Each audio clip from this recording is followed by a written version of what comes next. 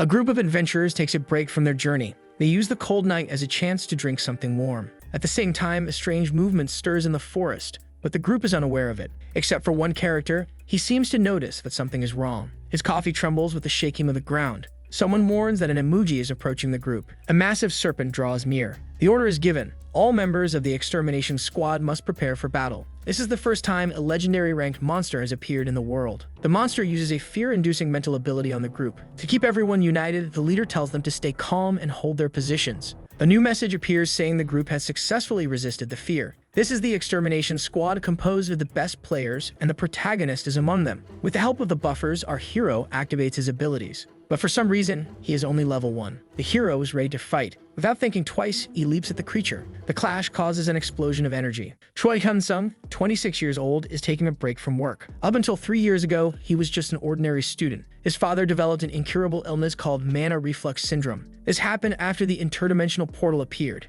Ever since, humanity has faced many new challenges. The biggest of them is people awakening magical powers. Although it may seem like a blessing, for many it also brings a curse. Through the portals came hordes of monsters that ravaged humanity, and incurable diseases also began to appear. But the players who had their powers awakened were the ones who resolved these problems. Valuable items also began to drop from the defeated monsters. Thanks to this, these players gained great wealth. But for the protagonist, these portals were nothing but misfortune. The disease that struck his father came from an extremely rare monster, and the cost of treatment was extremely high. His mother then started working 2 jobs. His sister had to spend all her wedding savings and work a part-time job. It became impossible to avoid money problems. The protagonist believes that this kind of burden wouldn't exist if he had awakened his powers. Choi Hyun-sung could crush huge rocks with his hands and jump higher than a building. All he ever wanted was to become a player. Choi Hyun-sung comes home from work and collapses on his bed. They say players make so much money, it's unimaginable. But no one knows how to awaken. It's like winning the lottery. Our hero believes it's impossible for him.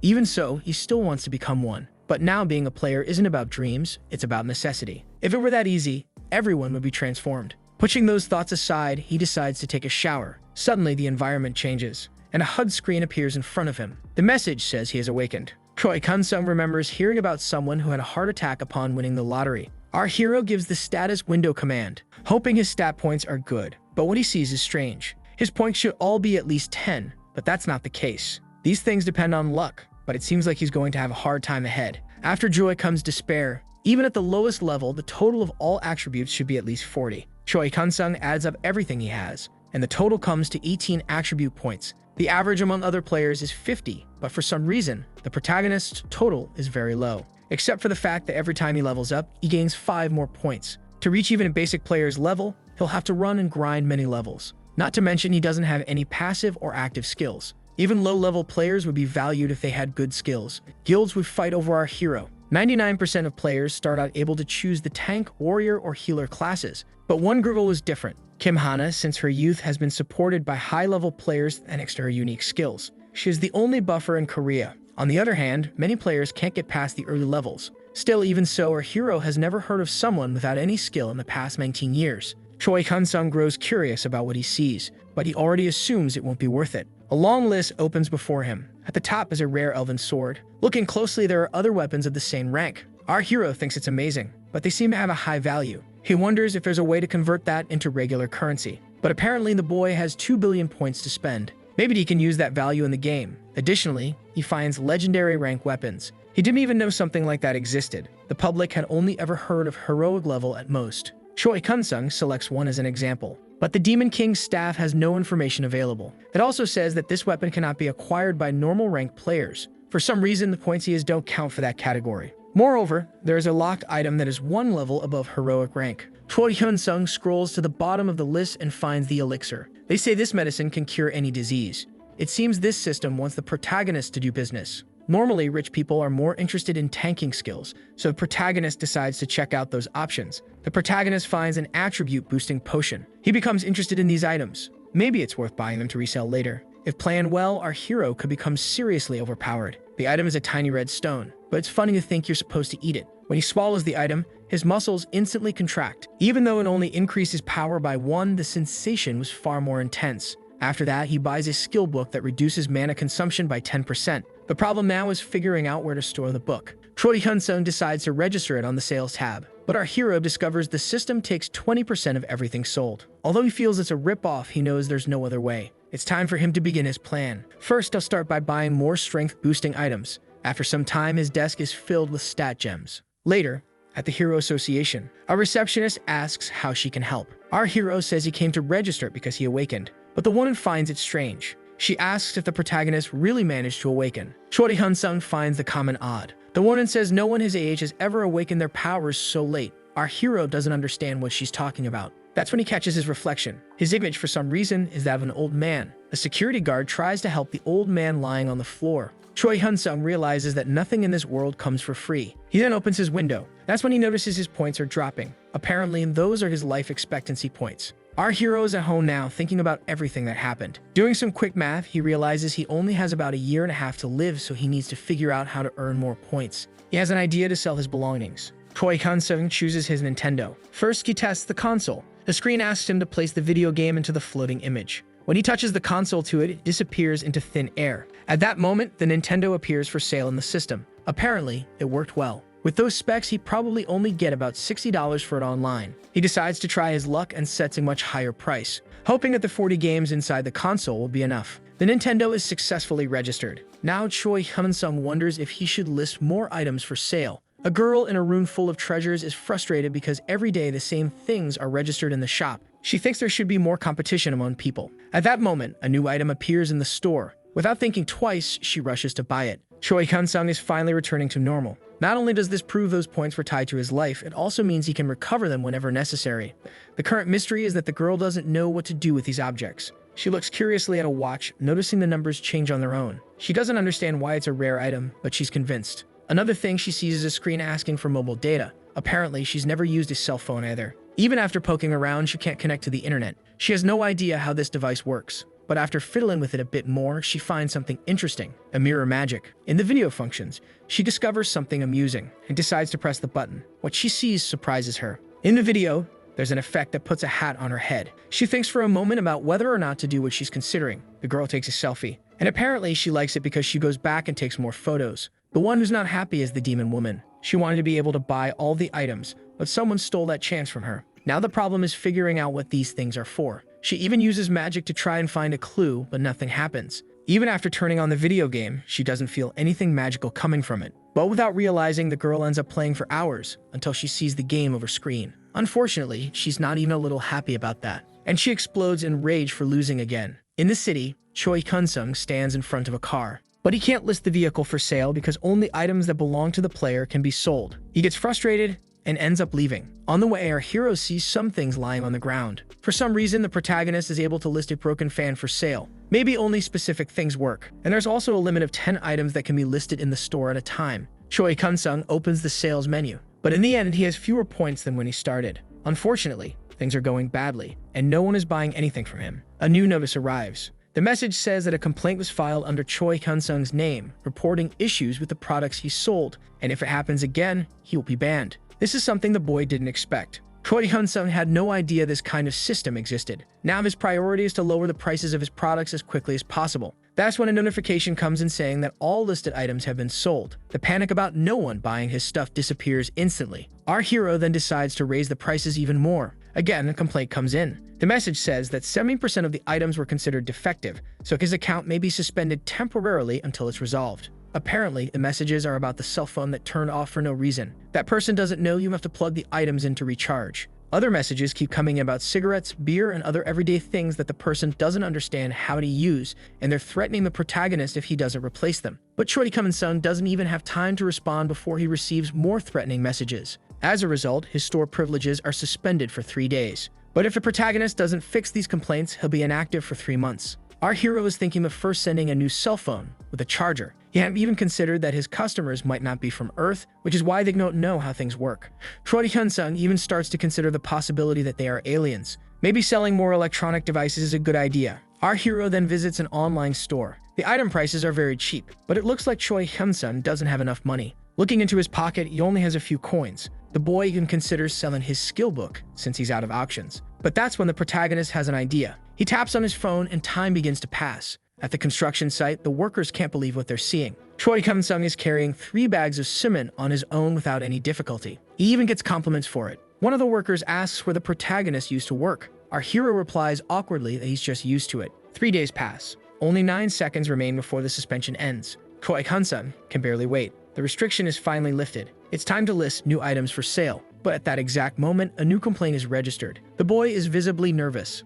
Before he can read the complaint, another message appears. Of the 20 items sold, all received complaints, which means he is once again suspended for another 3 days. In other words, someone filed a complaint for each of his products. One of the messages is from someone complaining about a video game that stopped working, and now the owner is so angry that they're willing to hunt down our hero. More messages from the same person start arriving one after the other, demanding that he list new items for sale or replace the broken ones. But Choi Kun-sung doesn't even have time to react in order to fix his problem. Once again, he is suspended for 3 days, and if he doesn't resolve this quickly, the suspension will turn into 3 months. He's determined not to let that happen. At the construction site, people still can't believe a young man can be that strong. 3 days later, with payment in hand, and a few boxes neatly packed, our hero is thinking that the person doing this to him is definitely an out-of-control buyer. He then plans to list a pair of batteries for sale. His account is finally unlocked. Quickly, he puts his item up for sale, and instantly, it's sold. First comes a notice that 14 complaints have been resolved. Soon after, 4 more disappear as well. His points quickly start to rise.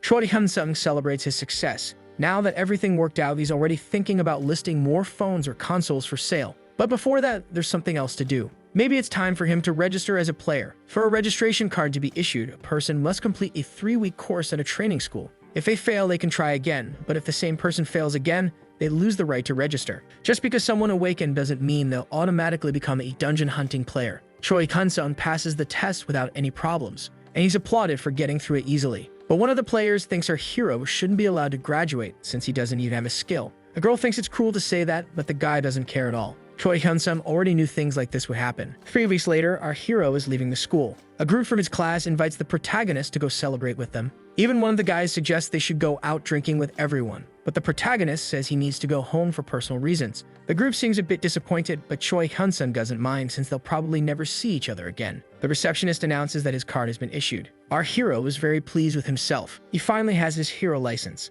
Now he can sell his skill book, and if he starts hunting with the money he earns, he'll soon be able to cure his father. At the equipment rental shop, Choi Kun-sung makes a large purchase, which he pays for with his credit card. The clerk just warns that if the return period is exceeded, a penalty will be charged, and aside from that, he wishes our hero good luck. Unfortunately, everything in this world costs a lot. Renting even basic equipment turned out to be really expensive, and without it, the guild won't even let him near a dungeon. Let's not forget that there's also an entry fee for each mission. In a plaza, some groups are announcing that they're looking for members to join their party. One of them promises to cover the dungeon fees and ensure the person's safety. The demand is very high for tanks and healers, which makes sense. Even if the dungeon level is low, a monster is still a monster. On his status window, it's clear our hero has greatly improved his attributes, and his unique skill is item buying and selling. With those stats, he could join any group, but that's not his goal. His plan is to hunt the rabbits alone and pretend that he earned the special ability he actually bought. Choi Kun-sung heads to one of the portals. One of the staff members asks if our hero is really going in alone, and he confirms that he is. After that, his passage is approved. The protagonist knows the man is probably judging him for entering a dungeon without a group, since not even experienced players do that. The truth is, this isn't a game, and it's dangerous. People can lose their lives in battle. Even one of the guards questions how anyone has the nerve to do that. The man says arrogant people need to learn things the hard way. Choi Kun-sung finally steps through the portal. Now he's officially inside a dungeon. The environment is a dark cave, lit only by torches. Right at the beginning, our hero spots someone. A group is fighting a horned rabbit. The protagonist definitely didn't expect a creature of that size. To start off, Choi Kun-sung decides to just observe. The group leader calls for a provocation. The creature charges at the shield-bearing hero. For a moment, it looks like he can hold it off, but his defense goes flying. One of them calls for the whole group to attack. Despite taking a 3-month course, all of these people were just regular folks not long ago. That's why it's nearly impossible for someone like that to hunt a monster. After receiving a heal, the tank gets back up. The rabbit takes a direct hit to the face. At that moment, the group tries to take advantage of the opening. Choi Kun-sung realizes he underestimated the dungeon just because it was low level. One of the warriors tries a lucky strike. The rabbit even tries to defend itself, but it's useless. Luckily, the sword hits its target. At last, the monster falls defeated. Choi Kun-sung notes that the fight took him 8 minutes, while other groups took at least 3. Meanwhile, the guards don't pay any attention to what's happening. Their badges show their security officers. Apparently, they only care if someone's in a life-threatening situation. That means he doesn't have to worry about the guards. His attributes are more than enough to play solo. Choi Hyun-sung activates stealth mode. His body nearly vanishes into the darkness. A group congratulates some other players. They are the assistant and healer from Guild Number 1, Suwoo. To encourage her, the healer tells her partner they'll definitely find what they're looking for. The assistant smiles, comforted by the support. The other assistants say that if they spot anything, they'll report it immediately. But the girl only thanks them out of politeness. They say her skills are more than enough to capture what she's looking for. But the assistant doesn't seem to fully agree. Both apologize at the same time. It seems the girls are worried because they've been hunting for 15 days already. What the assistant wants is to advance to the 4th class. But to do that, she has to find the horned rabbit's boss. But even though it's a weak monster, it's hiding extremely well. Still, the moment it appears, she promises to finish it instantly. The two activate their shadow cloaks and move deeper into the dungeon. Jasoon asks if her partner has heard the rumors. She says the leader of Team 3 and the support from Team 2 are at the supply warehouse. But before she can continue gossiping, both spot something in the darkness. Someone is walking among the shadows. Ani says she was going to pretend she saw nothing, but now she sees it too. Jasoon wonders if the boy came alone or got separated from his group. The assistant takes a good look at the adventurer. She assumes it's not the second auction because he doesn't have a single scratch. So the mystery remains, why is he alone? Ani notices something even more surprising. The boy is wearing rental equipment. He's just a rookie wandering around alone. Both assume he's an idiot. To hunt one of those alone, a person should be at least level 35. In a second, they swallow their words. With one blow, Choi Hyun-sung takes down the rabbit. Our hero is shaking. He didn't like the feeling, but it's necessary for his family. But that wasn't the first one. He's hunted many already, but still hasn't gotten any items. The protagonist activates stealth mode again and strikes another rabbit from behind. But again, he seems to dislike the feeling. The girls are confused. Jasoon sees that her partner is tense. Ani is deep in thought. She's remembering the rule of 20 levels. When someone hunts a monster close to their level, they can get a normal amount of experience and items. But if you hunt a creature 20 levels below, you gain nothing. In other words, the odds of not getting a single item are massive. That's why Ani believes this must be the boy's first time here. Jasoon asks if her partner knows him, but she doesn't know who the guy is either. Still, at the moment, she just wants to watch him a little more. After all, she has nothing else to do. Choi Hyun-sung activates sudden ambush, and it seems the boy got lucky. A gem finally drops. It's the 5th one he's managed to get. But the protagonist never imagined leveling up would be this hard. After defeating so many monsters, he expected to have leveled up by now. It would be easier if there was an experience bar like in video games. Our hero hopes one more hour might be enough, but after 5 hours, he's still at the same level. Something is definitely wrong. Normally, a person takes at most 2 days to level up. Indeed, our hero realizes something isn't right. Jasoon comments that the atmosphere feels heavy. Choi Hyun-sung is very disappointed. In the past 10 days, he earned over 100 million points, but after a full day of hunting, he only earned 100 points total. Despite that, he wants to stay optimistic. One of the rabbits tries to attack him from behind, but our hero finishes it with a single strike. Choi Hyun-sung stands up, ready for the next round. A group of rabbits comes toward him. Our hero prepares for the next attack. With one strike, he cuts down all the monsters at once. Our hero already seems tired. One of the rabbits jumps on him. With a simple move, he cuts the monster down. After that, the protagonist receives a new message. The protagonist earns the title of Rabbit Hunter for having defeated 100 of those monsters alone. Choi Hyun-sung takes a break to analyze the change. The title he earned now appears in his status window. Because of it, he gains 2 unique attributes, an increase in vitality and a chance to rank up to rare. This title is common and in theory, anyone can earn it. But people usually level up before it happens, so almost no one ever gets this title. It's not bad at all to be able to rank up to rare because of it. Ani is having a lot of fun. She's happy to have caught a big fish. The assistant saw with her own eyes that he struck a rabbit's throat with this single attack. It could have been luck, but she saw him do it several times. When he was surrounded, the boy managed to defeat the monsters with one blow. She really wants to recruit our hero. The protagonist wonders if he should go deeper into the dungeon. But Choi Hyun-sung hears 2 people calling out to him. Our hero sees 2 players wearing custom outfits and high-grade armor. Jasoon says the hero doesn't need to be tense. They're security officers. He doesn't seem to believe it. After all, our hero didn't see any badges and hadn't sensed the presence either. Jasoon explains they were given a mission to protect the inside of the portal, and they were on their way out. And because both were using stealth skills, that's why he didn't sense them. But our hero hadn't even heard them breathe, let alone approach. The girl says she decided to come over because she thought his skills were too good to be wasted on hunting rabbits. But since he's level 1, the protagonist worries about being found out. Choi Hyun-sung asks if he's required to show them anything. The assistant says no, she's just curious, since they're from the Suwoo Guild. The protagonist recognizes the name. They're one of the biggest groups in Korea.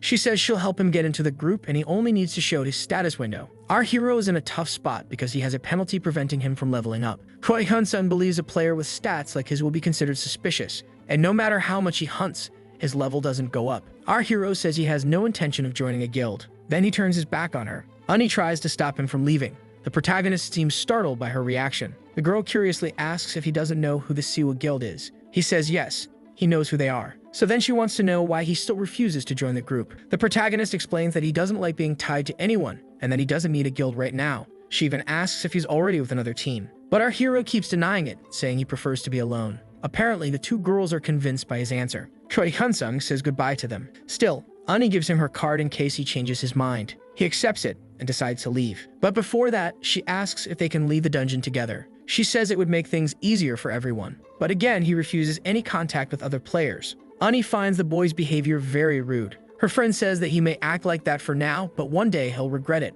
Before anything else happens, the girls decide to leave. Back on the surface, the protagonist comments that he needs to be more cautious. But then something catches his attention. They still haven't left the dungeon. Choi Hyun-sung heads to a taxi stand. Inside the vehicle, the driver asks where he wants to go. Our hero simply asks him to drive. Choi Hyun-sung checks the route on his phone. He asks the driver to take him to the Blood Fox dungeon. The taxi driver congratulates our hero, saying he transports so many players that he knows all the routes by heart. But our hero ends up ignoring everything the man says. All he can think about is that his status will likely remain the same in the new dungeon. In this new area, things are quite similar. Crowds of people looking for members for their parties. The atmosphere is the same here. Just like last time, he heads to the gate. When it's time to be cleared, the attendant asks where the boy's party is, and Choi Hyun-sung once again says he's alone. And that's how he enters the dungeon. Inside, there's a fang-toothed fox.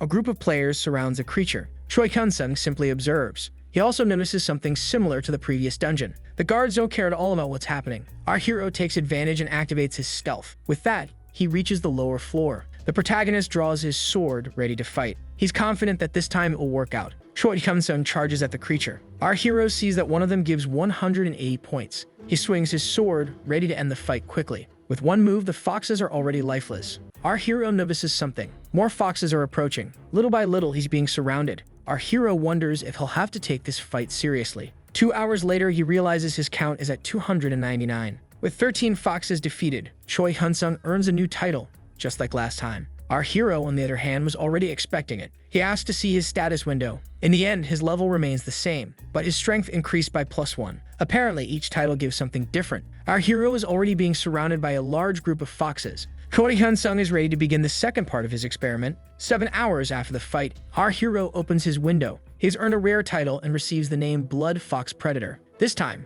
our hero is happy to have increased his rank. In addition to gaining another +1 in strength, he discovers that above rare is the heroic rank. Choi Hyun-sung stops to rest a bit, but he wants to come back the next day. He stores the gems in his bag before leaving, but on the way, he finds something, a skill book. With the skill, the body hardens. But a warning says he already knows this skill, so the book can't be purchased. The protagonist is disappointed by this. He then decides to list it for sale at an absurd price as usual, but he also ends up buying another book instead. Finally, our hero returns to the surface. The dungeon receptionist asks him to place any acquired items into the basket. Our hero places the skill book in his bag. Right after that, the man inspects him. But when he sees the number of magic stones, he's shocked, and he's even more impressed when he sees the rare skill book. Our hero asks if there's a problem. At the base, the magic stones are scanned. The total value is equivalent to 39,000 Ries, and once the books are sold, the company will contact him. Satisfied, the protagonist leaves. At this pace, he estimates he can earn at least 1,000,000 won per day. It really is good to be a player. The next day, the protagonist takes a break to eat.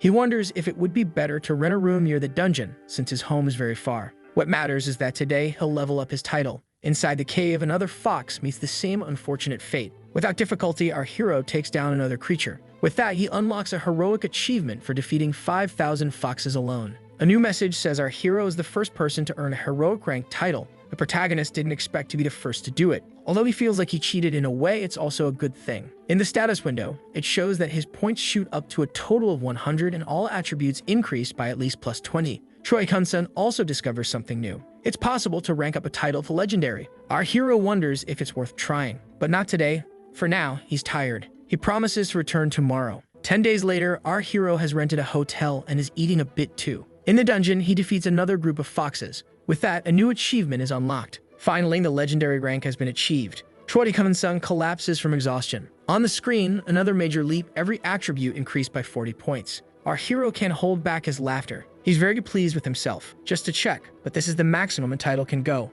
Unfortunately, because the protagonist wanted even more, Choi Hyun-sung gets ready to leave, without worrying much since there are other places where he can do the same thing. Back in the rabbit dungeon, Choi Hyun-sung is fighting a group of monsters. One of them tries to attack him from behind, but our hero pushes it with the hilt of his sword, and that alone is enough to slam it into the wall. Apparently, the protagonist has reached a level where he can defeat these creatures with his bare hands. But for today, that's enough. At the hotel, Choi Hyun-sung receives a message saying the items he listed have been sold, but he must collect the payment in person. The protagonist decides to stop by the auction house. The receptionist asks our hero to check if all the documentation is correct before signing. That's when he has the shocking realization that the auction house charges a 42% fee on each item sold. Even our hero can't believe it, so he decides to stop selling his books through them. Our hero knows he needs to hunt smart, since he already earned 10 million just for magic stones. And it wouldn't be impossible to raise that to 1 billion as his online sales are going well. If he keeps up this pace, he'll be able to buy his elixir faster than expected. Walking down the street, Choi Hyun-sung notices his appearance. Since his father collapsed, he hasn't bought a single piece of clothing. The protagonist, like his family, simply couldn't afford it. But that's going to end today. At a factory, a group works on assembling parts. At 7 p.m., the shift ends. The leader thanks everyone for their hard work. Some of the workers say goodbye to a woman who leaves alone. Choi Hyun-sung calls out to his mother. She's very happy to see her son. When he hugs her, our hero realizes how thin she is. His mother asks the reason for the visit. He says he just came to see her. Apparently, the woman is happy to hear that. Like every mom, she asks if her boy has already had dinner, but he says no because he wants to eat with her. However, she says she can't because she has to head to her second job at a restaurant. She pulls some money from her pocket, puts it in his hand, and asks her son to buy himself something to eat. Choi Hyun-sung knows she hasn't eaten either, and that's why he wants her to come with him. But she says she only eats when she's working at the restaurant. Our hero even offers to help her, but of course, his mother refuses. The protagonist decides to come clean. Finally, he tells her that he awakened. His mother seems really shocked. She even asks him to repeat what he just said.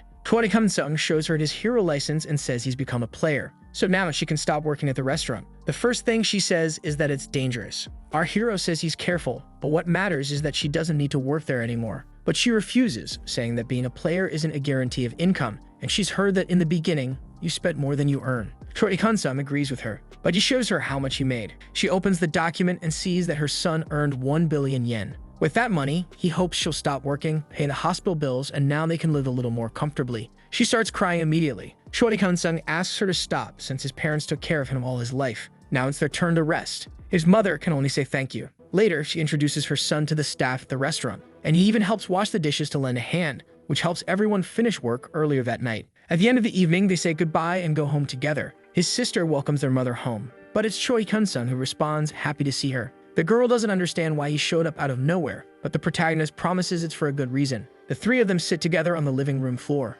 Our hero says he awakened, and on top of that, he made a good amount of money. His sister watches as the earnings grow day by day until it reaches 1 billion. She can hardly believe what she's seeing. Choi Hyun-sung promises that from now on, they won't have to work so hard. His sister can't hold back her tears. She admits that things have been really tough lately. That day, Choi Hyun-sung went to sleep with a smile on his face. The protagonist says he's heading out, and his mother asks what time he'll be back. He says he'll only come back when she quits her job. His mother worries about him going out in those regular clothes, but our hero says he can pick up equipment near the dungeons. With that, he says goodbye and heads off to the next mission. The protagonist's mother tries to call her son, but the calls go straight to voicemail. She hopes he hasn't gotten hurt. At that moment, Choi Hyun-sung appears, running. The boy explains that there was heavy traffic, so he came on foot. His mother gives him a light smack on the head since she was worried. In the hospital room lies his father. Seeing him in that condition, Choi Hyun-sung vows to heal him. 10 days later, the protagonist earned the title, legendary for hunting 10,000 rabbits. On his watch, he sees that it's still early and he has a few hours left to hunt.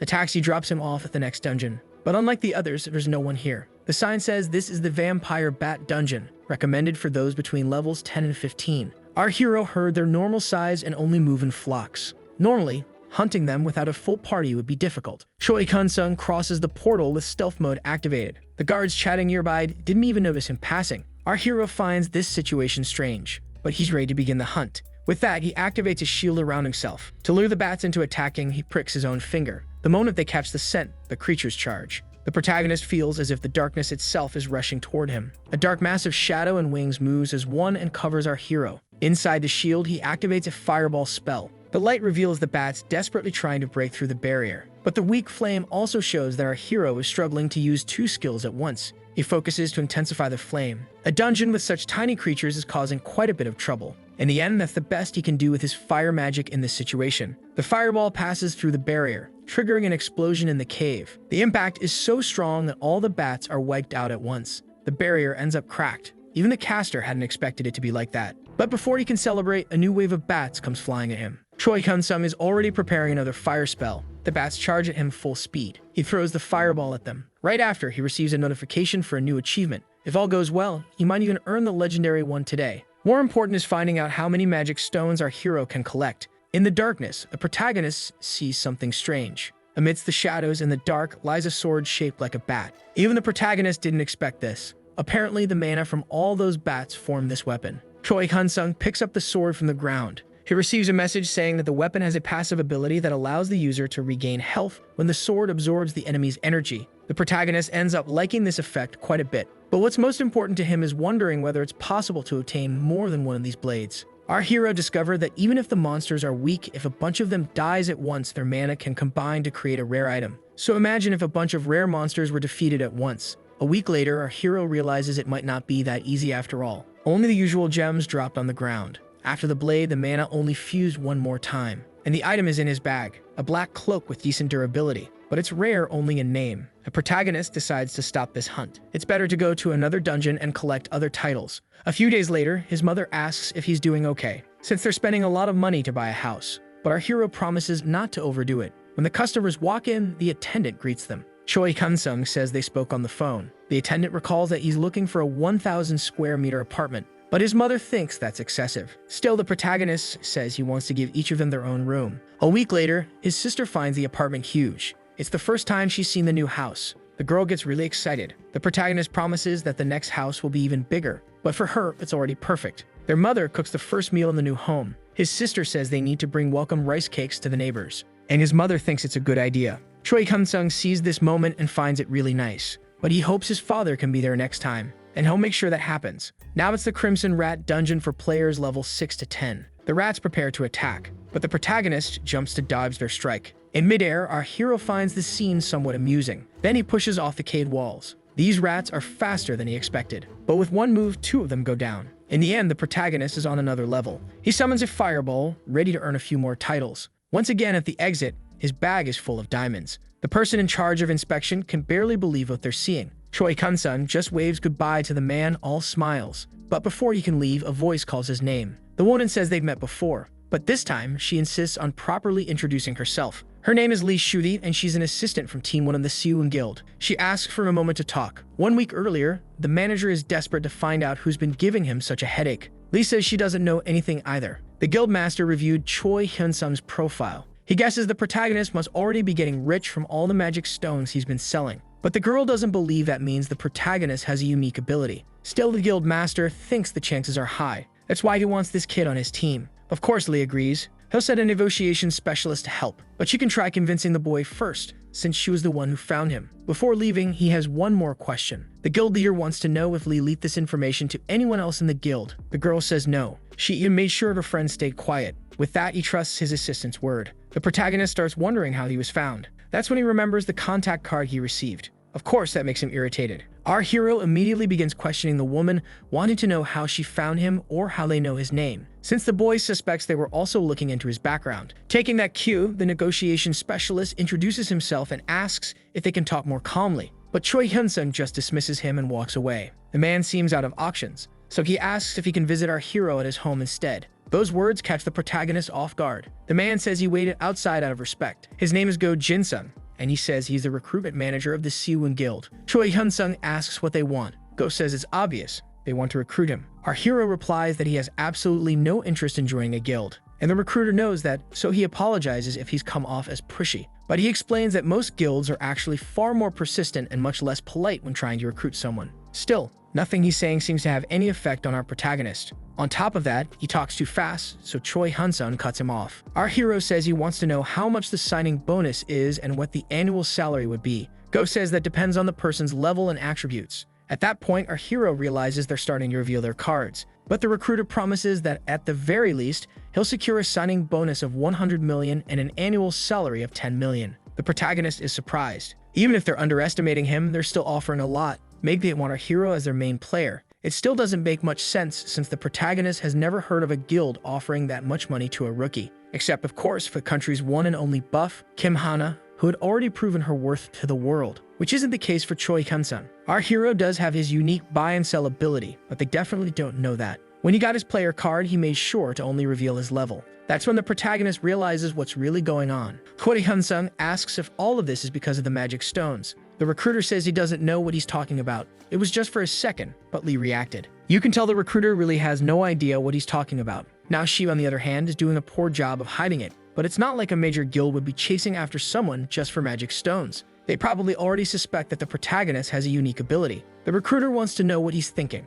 After all, he has nothing to lose. Choi Kun-sung starts by saying that showing his status window offers him no advantage, then adds that Go hasn't made any real promises yet. The recruiter says he'll promise everything once he sees the hero's status. Choi Kun-sung says he wants the 100 million bonus up front. Then he'll show them whenever they want and join the guild. Once again, the recruiter insists he needs to see the status window first. So with that, the protagonist ends the conversation. Choi Kun-sung had already expected something like this to happen. Apparently, he's going to have to be more careful with the gems. He's drawn enough attention to be investigated. At that moment, the hero receives a call from an unknown number. And once again, the same recruiter he was just talking to. Choi Kun-sung immediately hangs up. The boy is running out of patience with them. Later, at home, a new message arrives. Again, it's Go trying to talk to our hero about joining the guild. Out of patience, the protagonist picks up his phone and blocks the contact. Once more, Choi Kun-sung is out hunting. Afterward, at the dungeon exit, our hero is being waited for. But the protagonist completely ignores him. In another dungeon, the creatures are blue lizards. But this group of monsters is defeated easily. The protagonist is already quite tired.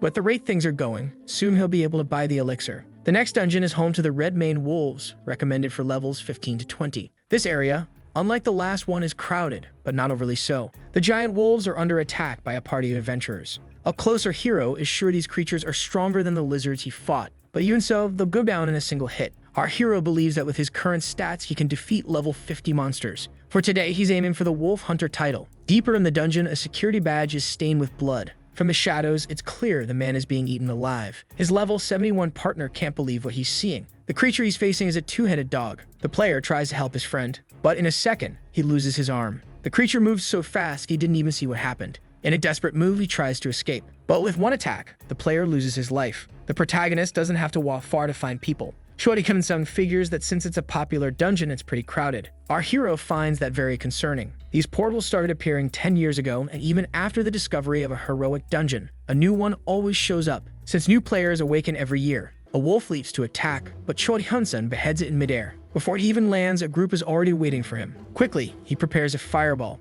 Effortlessly, he blows them all up with one strike. Another group is already getting ready to attack. Our hero raises his shield, but instead he punches the hound. Then he chains into a combo with a strike from his blade. Right after, the hero prepares to launch a magic missile attack, which instantly blows up one of the wolves. The pack and the protagonist stare each other down, and the protagonist taunts them to come at him. Fearlessly, the wolves charge, and the protagonist leaps over them. In the end, Choi Kun-sung finishes the battle quickly and already earns his first title. Our hero finds his blade's ability very useful. It looks like this area has already been cleared, so Choi Kun-sung decides to move on. A small group is fighting some monsters. Choi Kun-sung just ignores them, but then he finds another group fighting as well. Since it's so crowded, our hero decides to head to another dungeon. But before that, he hears a desperate scream. When the protagonist turns around, he sees two players dying at the same time. The protagonist locks eyes with the giant creature. One female player tries to run away, but she gets squashed like a fly. A piece of the girl flies through the air and lands at the protagonist's feet. Seeing that, Choi Kun-sung feels like throwing up.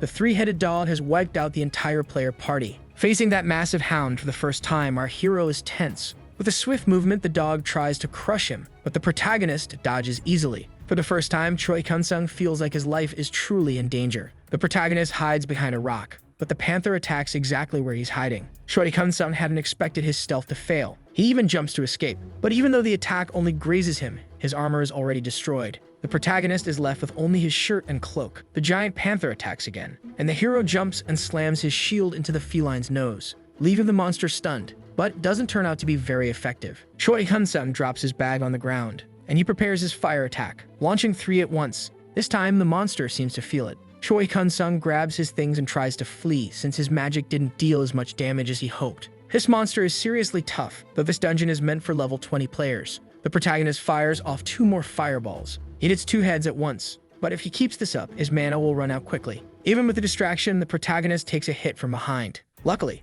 Choi Kun-sung survived. His cloak is much more durable than the rented equipment. The dog tries to pummel him, but it's in vain. Our hero is afraid of running out of breath at this pace. Quickly, he opens his purchase system and finds a gem that boosts dexterity. In the middle of the chase, he manages to eat the gem. 20 minutes later, he's consumed enough. Now his total stats reach 849. With that, he throws a fireball. Half of the dog's face is scorched by the blast. On the first strike, he dodges. For the second, the panther uses its paw to block. Even so, the monster is injured. At this pace, the protagonist is going to win the fight quickly. But the giant panther begins regenerating rapidly. Now it's clear that fireballs won't be enough. Maybe this won't be so easy after all. Our hero discovers that the monster is weak to fire, but he needs something stronger to handle this. As he runs, the giant hound chases him. Our hero finds a skill he might be able to buy. The problem is, it's expensive, and he worries about his health. But right now, he needs to survive. Choi Kun-sung turns, ready to fight. He prepares to use his ability. The giant charges at him with full fury.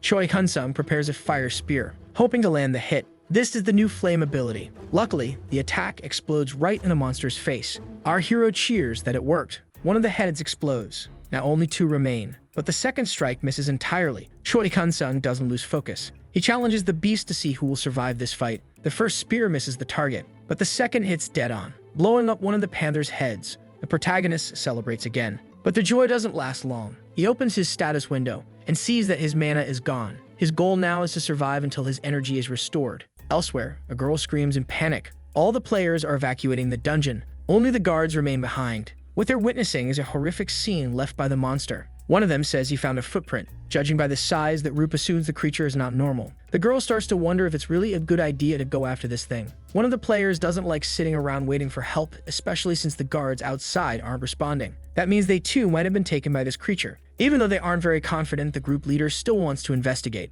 One of them refuses to go any further. He doesn't want to die because of his job, but the leader says he's worried that other people might be in danger. Still, that player doesn't care about anyone else, and that sparks a heated argument. The fight escalates to the point where both of them have to be separated. One of the players tries to remind them that this isn't the time. In the battle, Choi Kun-sung's mana isn't recovering fast enough, and the monster shows no signs of tiring. On top of that, the heads are regenerating again. The protagonist needs to end the fight before it fully recovers. Our hero prepares one more spear, but if he misses, it's over. The two stare at each other for a long time. Then Choi Kun-sung decides to drop his weapon. Driving this fight out any longer isn't good for him. The protagonist grips the fire spear tightly. It's time to settle the score. Our hero feels like he's about to do something crazy, so he pauses and takes a deep breath, and he's ready for anything. The hound tries to crush him, but doesn't even come close. Before it knows it, Choi Kun-sung is in the air near the beast's head. But the dog manages to dodge his attack, which causes some frustration in our hero. This time, it's Cerberus who strikes, but our hero dodges just in time. The creature tries to take advantage and attack him midair, so the protagonist pushes off a rock. Using the momentum to hurl himself forward, he slashes with his spear. At first, it looks like he missed,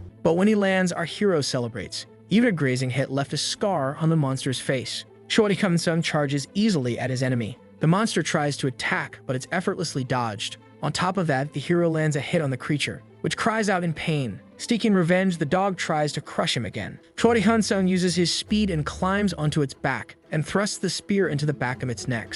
Then he jumps as high as he can, and drives the fire spear downward. Not satisfied, the hero keeps pushing the weapon deeper. When there's nothing left above the neck, our hero believes he's finally won the fight. With that, Cerberus is dead. Or not, because a giant paw comes at him. Our hero raises his shield, but it's useless, and he's torn to pieces. The dog's face is already regenerating, and once again, the protagonist is cornered by the creature. No doubt about it, this is one stubborn beast. On top of that, his mana is nearly depleted. The protagonist gets ready for one final round. He attacks the half-formed face, just as another paw comes down toward his neck, but Choi Kun-sung counters right away. In the end, he throws his spear, blowing up the other neck. And finally, the giant monster collapses lifeless. Choi Kun-sung, with a burned hand and completely exhausted, he gazes at his fallen enemy. At that moment, a new notification pops up. The protagonist earns a rare achievement for defeating the monster known as Gradoon. Choi Kun-sung didn't know he was fighting an ant creature. Then, another message appears. Our hero wasn't expecting this one. Our hero receives the title of Level Breaker for slaying a monster 100 levels above his own. He's happy with the 2 new achievements,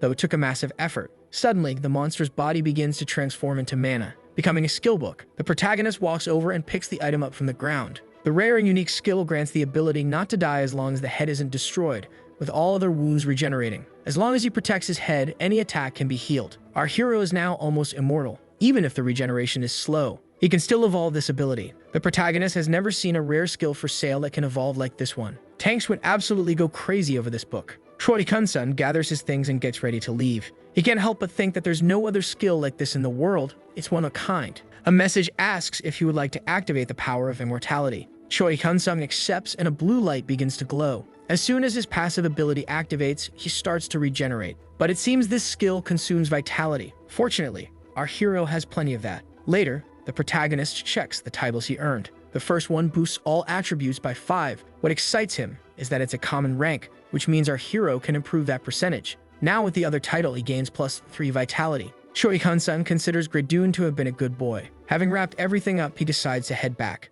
A team of players rushes in to hunt the monster. They are the extermination squad from the player association. One of the members announces that he's found players. A girl in group immediately identifies herself as part of the association. The adventurers are completely confused. The squad leader Shin Yuna says she heard a rumor about a high-level monster. That's why she asks everyone to evacuate. One girl is frightened, but the leader confirms that it's all true. Shin asks if any of the team members have already detected the creature, but he says he can only sense the wolves. Suddenly, something changes. He says a player has been found. Shin wants to know where and how many. The answer is that it's just one person. The protagonist is making his way back happy as can be, but he feels someone coming his way. He stops right where he is, worried about who these people might be. It's clear they are high level. Their gear is very shiny. The group's leader asks our hero if everything is alright. A bit suspicious, our hero says yes, he's fine. Shin notices the hero is pretty dirty, so she asks if he encountered the monster. Choi Hyun-sung says he doesn't know what she means by that. The group leader responds that he saw the high-level monster. Our hero assumes the association already knows about the situation.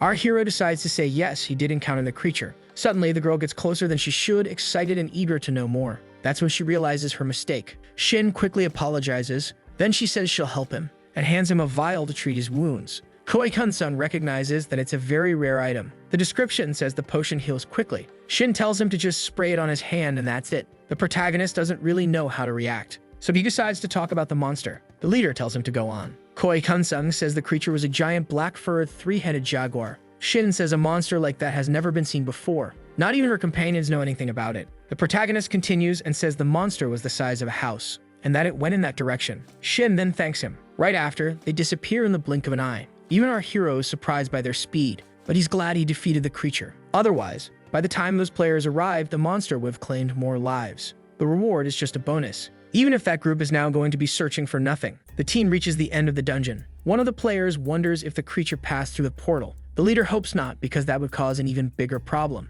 She knows the monster has already tasted blood and it will return for more. This time, all she could do was file a report to the association. But something still bothers her. Only now does she stop to think about how that man escaped. For someone who lost his entire party, he didn't seem all that shaken. Shin decides to go back just to talk to him. The captain tells her men to wait. The mage wants to know what's bothering her. Shin says she's concerned about the player she met earlier. The tank is sure he's fine, but since he's alone, she wants to be sure. After some hesitation, he agrees. In the end, her team agrees to wait for her. With one step, she vanishes into the shadows. As she makes her way back up, she notices something strange. There seem to be some stains on the wall. It catches her attention, but she continues on, until she reaches the exit gate. Obviously, she doesn't find the boy, so she assumes he made it out safely. Back in his apartment, the new skill has proven to be quite effective. Even though the regeneration is slow, combined with healing magic, it's very useful. With nothing else to do, the protagonist drops onto the couch. He's completely exhausted. Soon, his mother arrives. Right away, she notices that her son's face looks different. Choi Kun-sun knows exactly why. He spent a lot of points buying the fire spear, but to deflect, he simply says he's been working a lot. Then he asks if there's anything to eat, but she gets angry because he didn't even have lunch. So his mother decides to make something for him. Choi Kun-sun is starting to have a bit of a problem on his hands. It'll be bad for him if these situations start happening frequently. At that moment, his sister calls their mother asking about the protagonist, and apparently she's talking about the incident that happened in the dungeon, where many people lost their lives. Most likely, the public figured out the victims' names by checking who hadn't left the dungeon yet. His mother then ends the call. From her expression, she's clearly not happy. She's already figured out that this is why he got home earlier. Choi Kun-sun tries to calm her down, saying he didn't see the monster. His mother begins by saying she always knew this job was too dangerous. But our hero says he enjoys what he does. He says that besides being happy, hunting monsters is fun. The next day, the Red Wolf dungeon is temporarily closed. The place is quite crowded. During the investigation, they discover where the first victims were attacked and where they found the trail of the three-headed jaguar. But there are no clues as to where the creature went, says tracking specialist Kim Dong-soo. Shin says it doesn't make sense for the monster to still be in the dungeon, since they searched everywhere. Kim says he doesn't know what happened either, but he's trying to follow its tracks. The squad leader volunteers to go with him. The officer thanks her, saying he feels much safer with her by his side, but she just says she's doing her job. Using his powers, Kim discovers that this area was also attacked by the monster. Then it went in another direction. But the investigator encounters something strange. The jaguar let a player escape. Kim runs, watching the scene through his magic. He says a fight took place. That way, he discovers it was just one player who fought the beast. Kim says you can still sense the residue of fire magic use. Also, the endurance of this player is very high, so he assumes the person might be a magic swordsman. And so they both arrive where the main battle happened. The investigator says the beast took a heavy blow at this location, opening a fatal wound on the creature. Shin doesn't understand how a monster that wiped out all the security officers could have been wounded. Kim originally believed the player was a swordsman, but now he's shifting to the possibility of a mage with very high dexterity, and someone using some very powerful skills. They both head to the next site, the place where the battle was decided. That leaves the captain even more confused. Kim is once again puzzled by his earlier claim that the player was a mage, since what he's seeing now is a fierce close-quarters battle, followed by powerful magic use. This player is a hybrid of swordsman and mage. Since there's no body, the investigator assumes the creature turned into items or magic crystals. Shin is extremely confused. Aside from magic swordsmen and mages being rare, they're also a rather mediocre class. But this person hunted a monster far above the dungeon's level all alone. Kim says he saw in the report that the highest level player to enter that cave was, at most, level 24. Also, this person wasn't one of the officers, since all of them were wiped out, and the ones outside didn't do anything due to ongoing conflict. There's no way a regular player could have done this, she thinks. Kim speculates that maybe it was someone who hasn't renewed their player registration, since players are only required to do that once every 2 years. But that's not enough for her. At most, such a player would reach level 50, and besides that, no guild-backed player entered this dungeon either. Kim agrees that it's a very bizarre situation. Even if a very powerful player was in that cave, it makes no sense for them to be wandering around a beginner dungeon. Shin asks if there's any way to track this player. Kim is mainly specialized in tracking monsters. Still, he promises to try. The officer uses his special powers. He says that right after the battle ended, the player's tracks disappeared as well. In this terrain, it will be very hard for him to track the player using his magic. Shin asks how he managed to do it with a monster. The officer says it's because monsters leave clearer traces, like this giant footprint. So if a player isn't in battle or using magic, it's hard to see anything. Besides, this person didn't use any magic afterward. If the player had done that, Kim could have tracked them. Seeing what he's trying to do, Kim realizes he asked the impossible, so she apologizes. Kim is the one who apologizes, saying he still has a lot to learn. Shin says they can head back now, and the officer agrees. In the end, they close the investigation in the dungeon. In her report, Shin states that they need to investigate every player who entered that dungeon. She presumes that the person who defeated the monster has strength above level 100. And if such a player exists, she believes they need to hire them because they can't keep losing all their talent to the guilds. The player association is managed by the government, unlike the guilds, which are private organizations. In the beginning, the association had great influence. The number of players was vast and powerful. But as time went on, the association began to lose its strength while the guilds started consolidating. One of the reasons for this was putting politicians who didn't understand the field in charge of the association. They began to prioritize patriotism and paid players less through exploitative contracts. On the other hand, guilds backed by outsourced media investment could afford to offer better and fairer payments. The association launched an internal investigation and fired politicians tied to corruption, but it was already too late. With the corrupt figures gone, their positions began to be filled by players. Under new leadership, they raised their contracts to compete with the guilds and began chasing after promising players. Thanks to that, the Players Association is distancing itself from its negative image and ushering in a new era. But compared to the guilds, they are still weak. Shim emphasizes that this rookie has the potential to be a top-tier player. They can't afford to miss this chance. Choi-kun-san would like to finish the Red Wolf dungeon, since all the others have already been cleared. But it's not like there's one available for him to go to. In another city, the protagonist wonders how he will level up his new skill,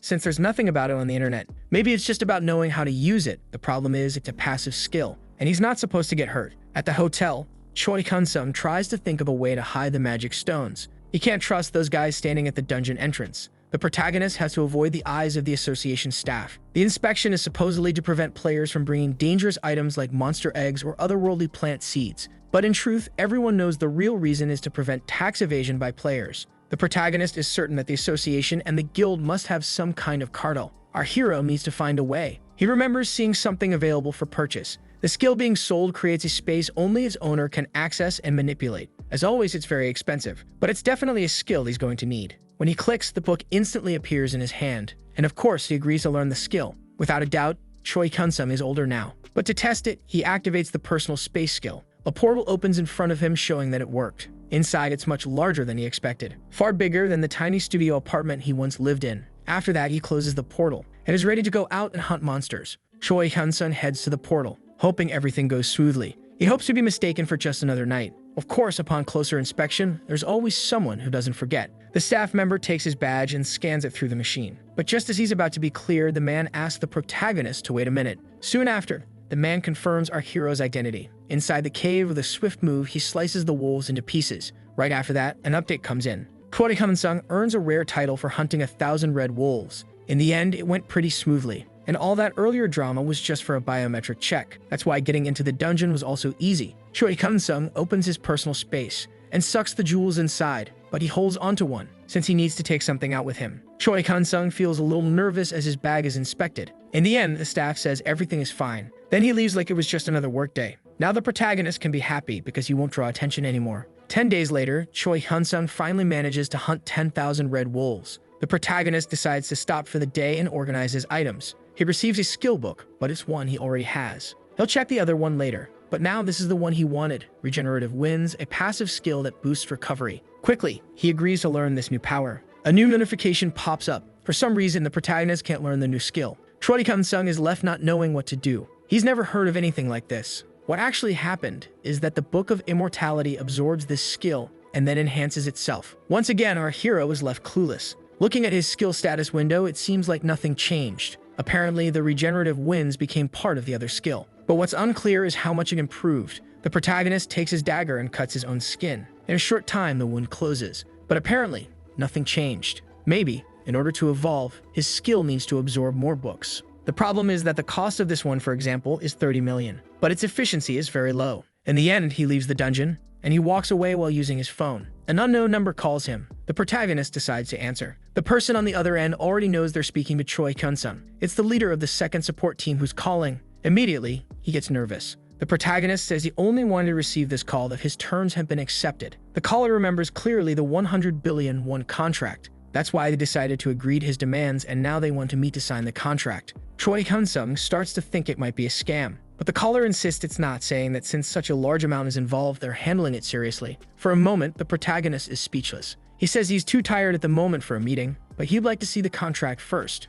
Of course, the man says he'll send it. Still not fully believing it, he says he'll call again after reviewing the contract. He hangs up, and shortly after, he receives the contract. For the protagonist, his piece is over. Later, Choi Kun-sung goes to a law firm. The lawyer takes a look at the document, and at first glance, everything seems in order. But then the lawyer notices many clauses that could hurt the protagonist if the guild chooses to exploit them. Choi Kun-sung wants to know exactly what those details are. The first point is that if he does anything that damages the guild's image, the contract will be voided. The executives are the ones who decide that. Another clause says that if they decide the player doesn't meet expectations, they can also terminate the contract. And the penalty for breaching the contract is quite significant. In that case, if any of these things happen, the protagonist has to pay 10 times the bonus amount. The protagonist is already losing patience with these people. According to the lawyer, he recommends scheduling a meeting to adjust these clauses and set a clear table for the bonus amount, not a multiplier of 10. The protagonist tries calling the guild representative. He knows he has to talk to them calmly, but that's going to be hard. The protagonist calls the first business manager who had previously tried to make a deal,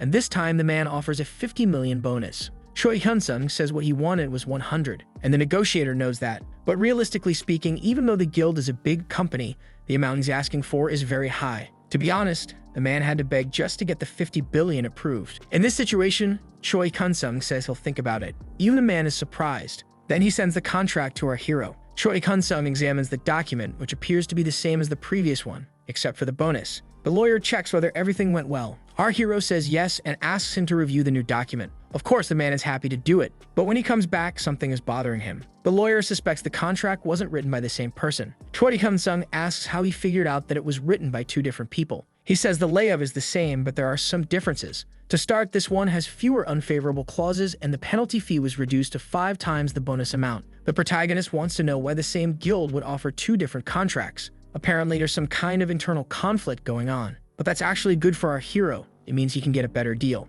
So the hero asks the lawyer to create a contract based on the first one, but without the tricks. At the hotel, Choi Hyun-sung searches the internet and quickly sees that there's a dispute between the guild master and the vice leader. That's why our hero feels like messing with them. So our hero calls Seo, the second leader of the support team, first. Obviously, the man is surprised and hopes his client has already made a decision. Choi Hyun-sung says he wants a bigger bonus. He now asks for 200 billion. First comes the shock, then the guy says that's probably not possible. So the protagonist asks for 300 billion. Seo then comes clean and asks if our hero is messing with him. Choi Hyun-sung says he's already been contacted by team leader Go Jin-suk, which makes it obvious that things aren't going well between them. Seo ends up falling right into the trap, and he ends up promising to match any offer that was made. Obviously, the two of them hate each other. Now he calls Go. Of course, the team leader is happy and asks if our hero has reviewed the contract. The protagonist says yes, and that he even wanted to sign it. Naturally, Go suggests they meet, but Choi Hyun-sung says he changed his mind. Of course, the man gets totally confused. Our hero says he's going to send over a contract he received by message. Go asks for a second to look at the document. When he receives it, the protagonist tells them to resolve their internal issues first, and then they can talk. Until then, the 100 billion bonus is now too low. He now proposes 200. Actually, 300 would be more acceptable. Naturally, the guy gets completely confused, but if he doesn't want it, he can just turn it down. Then he hangs up the phone. Now the protagonist starts editing the audio from the call and sends it to both of them. Right after, he throws away his phone. Both of them listen to the edited audio, and by their reactions, it's not good. 1 month later, the vice leader is wondering where Choi Hyun-sung went. Seo says that in the dungeons they manage, the protagonist hasn't shown up. He also sent some people to look for him, but nothing. The boss yells that he's useless. He doesn't care how. He just wants that kid found. Because of the incident caused by Choi Hyun-sung, the guild split in two. Due to the conflict between the leader and the vice president, Seo was lucky to check the association's records, but even so, it's not exactly legal to look at those government-managed documents. That's not the biggest problem right now. Choi Hyun-sung has completely disappeared. His boss asks if the protagonist went to another guild. In Seo's opinion, probably not. But at that exact moment, the vice president explodes at the answer and tells the kid to get out of his sight. As the door closes, he even smashes a cup. Seo walks through the hallway and avoids everyone. He's extremely nervous, all because of the leaked audios. Because of that, most of the team sided with the other faction. He needs to find Choi Hyun-sung no matter what. For our hero, just the hunting points are already enough. That way, the protagonist is earning 600,000 per day. Little by little, he's getting what he wants. His sales are going well too. If he keeps it up, he'll reach his goal soon. Our hero only has one complaint. The sales window could be bigger, and he has to register items one by one. It would be better if he could register several at once. It's not like he can take out his electronic devices. Choi Hyun-sung asks if there's a way to rank up. A user who sells medicine can register way more items than he can. Apparently, he needs 10 billion points to reach the next level, and our hero is already halfway there. While he's talking, a monster approaches from behind. Attacking with his spear, the creature takes a boot to the face and gets thrown to the ground. Then the protagonist prepares the magic missile, blowing up the monster. But the situation is a bit more complicated. A group of monsters shows up. Not only that, they have acidic tongues. The group all jump on him at once. Our hero activates the fireball, blasting them all into the air. But that's not the end. They charge again without fear. Our hero is already getting annoyed, to the point of drawing his sword. This time, he goes on the offensive. The monster doesn't even see it coming when it's hit. Choi Hyun-sung is so fast, he cuts down two at once, and his blade absorbs the blood it collects. It doesn't matter to the protagonist. Everyone here still goes down in one hit. Besides that, it looks like someone bought the batteries, and a new complaint shows up for him. Choi Hyun-sung is already getting irritated with the situation. The user's message is insistent that the batteries be sold for half the price, and all the other messages say the same thing. Our hero decides to check that person's profile. It's clear that he sells a wide variety of things, but the only things he bought from the protagonist were the batteries. It would be a different story if he was buying electronic products, but this person is just buying disposable batteries, and on top of that, he's demanding they be sold for a lower price. Our hero wonders why he should do that. He quickly registers the new items. Right after, the batteries are sold, but Choi Hyun-sung already expected that, and obviously another complaint comes in. At first, the protagonist is a little confused, but he quickly understands that this guy wants to push him out of business, and he accepts the challenge. Ro wants to see how far the protagonist can go. He doubts he can be defeated. Ro was also a rookie with the buy and sell ability. That's how he became strong, and in that way, he became the ruler of his planet. But that doesn't mean it was easy. The points were never enough no matter how much he saved. It was simple to use, but gathering points was always difficult. Gro knows the usual pattern is to gather points through hunting, buying skills to grow stronger. But every now and then someone different appears. Someone who can sell unique items from their planet, even when those items are under monopoly. In Gro's eyes, everyone is just a delivery person. He buys all the person's items and then files a complaint. forcing the person to be suspended for 3 months. Then he just repeats the process. No matter who it is, it always works. The person ends up having to sell the items based on Gro's mood. Then he takes control of the item monopoly and forces another suspension on the seller. But something's wrong. There are no more batteries for sale. Apparently, all of the protagonist's items have sold out. Our hero heads to the mall and leaves with a shopping cart full of items. Choi Hyun-sung has figured out that someone is trying to shut down his business, but he's already sold all of his items. Still, he doesn't intend to make things easy. Round 2 is about to begin. The battle of selling and reselling starts, but other players are also buying. Even after doubling the price, he keeps selling. Unfortunately, Gro will eventually catch up to him. But if they're going to clash anyway, the protagonist triples the price. As a result, his point total surpasses 10 billion. He's now at the rare level and the sales window can hold up to 100 items. At first, the protagonist was offended, but now this Gro guy ended up helping more than hurting, though it was very risky. The complaints nearly outnumbered the products. Choi Hyun-sung decides to change the items for sale. Now he wants to see how his opponent reacts. Gro assumes the kid gave up. He probably needs to restock. The same goes for Gro, who also took a heavy hit. When battery prices quadrupled, that was the worst part. He's extremely angry at our hero. Even so, he couldn't back down. Gro believes he pushed the protagonist to his limit just in time. That's when something strange happens. This time, he sees a camping battery listed for sale. Gro freaks out at the sight of it. He can't believe Choi Hyun-sung had something like that up his sleeve. On top of that, over 70 of them are registered, totaling more than 2.1 billion. There's also the problem that there may be even more of those available for purchase. Gro would have to invest a lot more. If he had any certainty, he'd buy them without hesitation. The problem is, he doesn't know this guy's limit. In the end, Gro admits defeat. Another sale is completed successfully, with no new complaints, meaning his opponent gave up, and the camping batteries were bought by the same regular customers. Right after, Gro relists the batteries for resale, and the protagonist bursts out laughing at this desperate move. Though, thanks to him, our hero ended up selling more than expected. Back home, the protagonist sees something that makes him think he needs to update his shop. Maybe he saw something interesting. In the other world, the demon girl notices that an arcade machine and a game bundle have been added for sale. She already has a Nintendo, so she's unsure if it's worth buying. Choi Hyun-sung is definitely richer. Now he has 14 billion, but to rank up to heroic, he needs to reach the trillion range. For some reason, the difficulty for that is extremely high. Our hero knows it will take a long time to reach it, but if he does reach heroic, he'll be able to sell items like the elixir his father needs. And maybe he'll gain more benefits besides increased sales slots. Rousing a bit, our hero sees that there are comments on his products. The first review is from someone named Barakat, praising the Nintendo for being fun, but the others complain that it's useless. The same person then bashes the shaver, saying it's only useful for people with beards, and other profiles agree with him. Barakat's username is everywhere, leaving reviews on all his products. On the new battery, however, people are furious that only now he's selling a superior product after they stocked up on the old ones. Looks like they're starting to wise up. Choi Hyun-sung knows there are products that can have infinite energy using magic stones, but they cost a fortune, so they're not worth selling either. Aside from that, the arcade reviews are doing well. The protagonist decides to check the items in the purchase window. Our hero sees a dragon egg for sale, but it's very expensive. Barakat writes in the review that having a dragon as a pet is worth it, but it's hard to feed, and at 30 billion, it's tough to buy. Choi Hyun-sung lies on his bed, imagining how much the legendary elixir costs. That's when his mother calls. Our hero wonders why she's calling at this hour. His mother wants to know if her son knows someone named Siu Da-dum. At first, the protagonist doesn't remember, but she says this guy is from the support team of the Siu Guild. Choi Hyun-sung suddenly flashes back to who that person is. She says he came to her house. Our hero wants to know if he just randomly showed up. His mom says he's outside right now. Choi Hyun-sung says he'll call Siu later, but tells her not to open the door for him. Of course, she's worried, but her son promises to explain everything later. Before hanging up, his mother asks him to be careful. The protagonist promises everything will be fine. Right after, Choi Hyun-sung calls Siu. Naturally, the man is happy that he can finally speak with our hero. Without wasting time, the protagonist wants to know why he's at his mother's house. The man says it was just a casual visit with no hidden motives. According to him, the hero's mother should also know about the contract, since it's important for his father. But our hero says he's the one who will be signing it. However, Siu says that kind of decision should be made with the family. Of course, the protagonist disagrees. The man thinks the protagonist is being too harsh, even after he managed to get the requested amount approved. But Choi Hyun-sung doesn't see the contract the same way.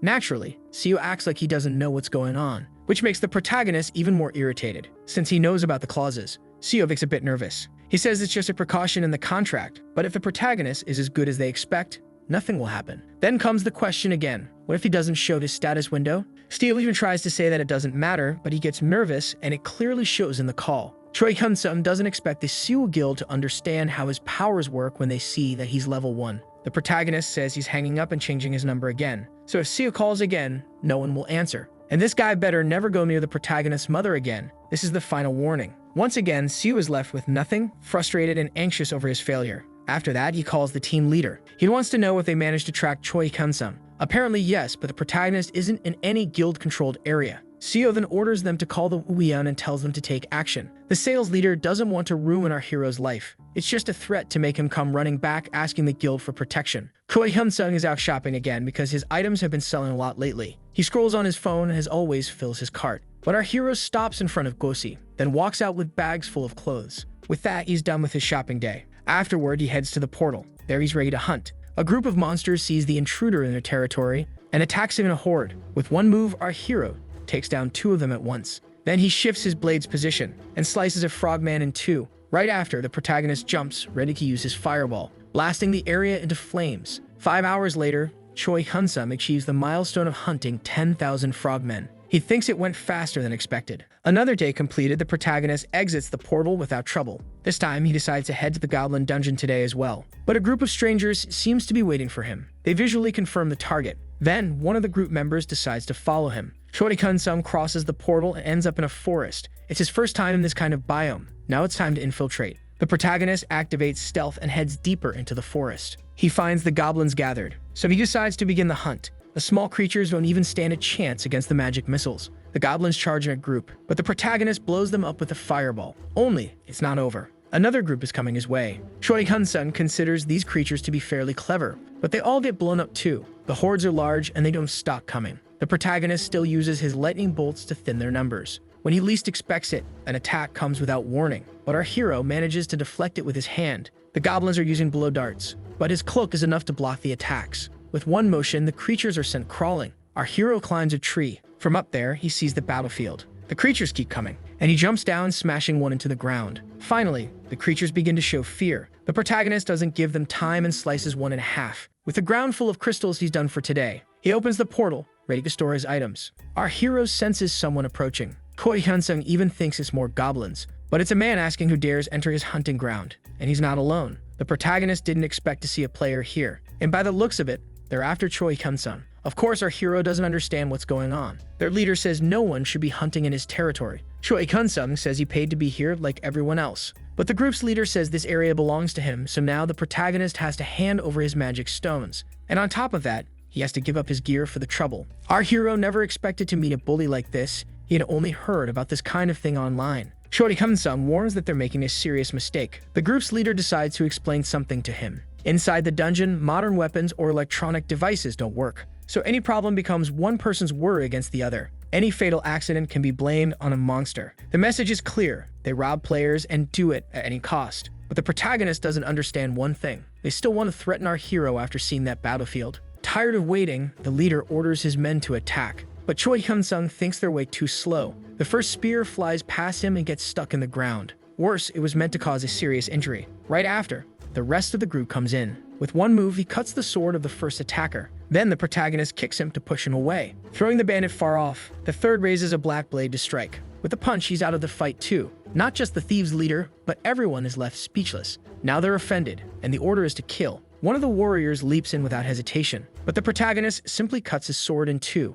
With an elbow to the nose, that one's done. Another one tries to attack from behind, without even realizing the man is in serious danger. But at the last moment, our hero shifts his blade's position. The man ends up with just a scratch on his shoulder. Then, Choi Kun-sung grabs the guy's head and slams it into the ground. But our hero is already losing patience. Now 3 come at once. The protagonist decides to put away his blade. Then he opens a portal to retrieve an item. A shield comes into his hand. In the middle of the forest, someone watches closely, and he sees the group getting absolutely destroyed. For him, the order would be easier if he could just take the target's life. But maybe cutting off a leg will be enough. The man steps out from the bushes. Choi Kun-sung notices his arrival and mistakes him for a security officer. From the looks of it, this one is more serious. Even our hero can tell. The group calls the man their guild master. Some of the thieves look confused as if they'd never seen this person before. The master asks our hero if he's the one responsible for this mess. But before he can explain that they were the ones who started it, Choi Kun-sung blocks a sword attack. This guy is way stronger than the others. Our hero is pushed back. The master didn't expect a rookie to block his strike, especially one who's already completed the second-class advancement. Someone like this shouldn't even be in a dungeon, but he's deeply offended by that. The master says he wanted this to be over quickly. Now he needs to tear off an arm to feel satisfied. He jumps at our hero with all his might, but once again, he's blocked. Choi Kun-sung deflects his blade without a problem. Our hero has to admit, this guy is strong. He's definitely different from those low-level thugs. His strength and speed are greater than the protagonist's. His blade is faster than the vampiric sword. Good thing he had a shield. Only now does the protagonist realize. He doesn't even know how he ended up in this situation. Choi Kun-sung decides he needs to get out of here. So he summons the fire spear. The guildmaster doesn't even see it coming. A massive explosion erupts. Our hero uses the moment to run. The master is still alive, but with his hair scorched. Choi Kun-sung is impressed that the man survived such a deadly blow. Already out of patience, the swordsman charges and closes the distance in a second, delivering a strike with his sword. The protagonist still manages to block it with his shield, but the blow would have been fatal. On the ground, he summons his fire spear again, and the man leaps away. The two stare each other down, but our hero has another plan. The spear strikes the ground, creating a smoke screen. For a second, the master seems lost, but he swings blindly and hits the shield. The man is pleased to have found his target. He tries to strike again, but the boy dodges to the side. Our hero realizes his opponent isn't trying to kill him. Choi Kun-sung straps the shield onto his back and creates another fire spear, causing another explosion between them. Once again, a smoke screen fills the area, so he doesn't see the next strike coming. Choi Kun-sung uses the opportunity to open the sales menu. He finds the item he needs, a book that increases stats by 50% for 60 seconds, but it costs 20 billion points. As soon as he confirms, the book appears in his hands. Quickly, he learns the skill. The effect is instantly felt in his body. Then the guild master appears again, thinking his target has finally given up. Our hero only has 60 seconds. He can't waste them. That's when the guild master charges at full speed. Choi Kun-sung is ready to finish him with one blow, but Lee Shu-hee steps between them. At first glance, our hero doesn't recognize her. The guild master doesn't even realize his sword was sliced in two, with just one movement of her weapon, and he's unable to react to the next strike. Our hero is left speechless. His opponent lies unconscious on the ground. Choi Kun-sung can't even tell what just happened. Lee, on the other hand, recognizes the protagonist. She says she was too rude the last time they met. Our hero slowly begins to remember her. Choi Kun-sung has a flash of memory of the girl who gave him the rare potion. Now he remembers her clearly. The protagonist wastes no time and thanks Lee. But the team leader apologizes and says she was watching everything from the beginning. That takes our hero by surprise. The girl explains she had been following everything since the start of the ambush. With every word, Choi Kun-sung grows more confused. Lee, smiling, says all these people are criminals. Our hero assumes she was acting as a witness to confirm their crimes. But that's not it. She just wanted to see how skilled he really was. Again, Choi Kun-sung is completely confused. The girl decides to start from the beginning. She introduces herself as Lee Shu-hee, head of security for the Hero Association. And she wasn't following the bandits. She was following the protagonist. But for now, she wants to continue the conversation outside the dungeon. First, she wants to clear the area of these criminals. And the protagonist agrees. Choi Kun-sung asks if there's any record of these people committing crimes before. Lee says there's no hard evidence, but they've been linked to several disappearance cases. That's the word they use, but the charges are for murder. However, the protagonist says they didn't seem to have that intention with him. Lee agrees with that too. They both return to the beginning of the conflict. Our hero wants to know why they would do something like this, and that's exactly what she wants to find out. With a leap, the girl vanishes. Lee returns to the guild leader and says she knows he's awake. The man remains on the ground, and she warns him she's not in the mood to be violent, then gives him a jab. Instantly, the man wakes up. It would have been easier for her if he had already gotten up. Lee wants to know the reason behind the ambush. The man says he was just protecting his guild members who were getting beaten. He goes on to claim he was attacked by a member of the association without reason, and that he was injured while unconscious. He promises to call the police. But she asks if he was really unconscious. How does he know she's from the association? The guy is speechless and even starts to stutter. Lee points her spear at his face and calls him an idiot. So she decides to vaguely explain the situation. They're both inside a dungeon. There's no evidence of anything from in here. So you better stop thinking that Choi Kun-sung would go to the police to back up his story. Our hero even falls silent at that. Lee advises that if the guy doesn't want a goblin dungeon to become his grave, it's best he start talking. It would have been easier if he at least had one living witness. But the man is stubborn. He starts yelling that a member of the association can't threaten anyone. Clearly, this guy doesn't understand the situation he's in. Lee politely asks to be left alone for a moment. Obviously, he agrees. She asks him to go tie up the other bandits. Since it could be dangerous, it's better if they don't escape. Our hero quickly leaves, leaving the two of them alone. The guild master immediately starts begging for mercy, but all that can be heard is his desperate scream. Choi Kun-sung does as requested and locks all the bandits inside a circle. Our hero keeps wondering what their goal was. his unique ability was never revealed. Maybe this all happened because of Suwu and the three-headed beast. Now our hero doesn't know what to do. Maybe the guild really is to blame. Choi Kun-sung doesn't know what to say when Lee asks how he defeated the beast. Our hero decides he needs to become stronger, but the Suwu guild isn't going to give up. And based on his last experience, even someone from the association isn't that trustworthy.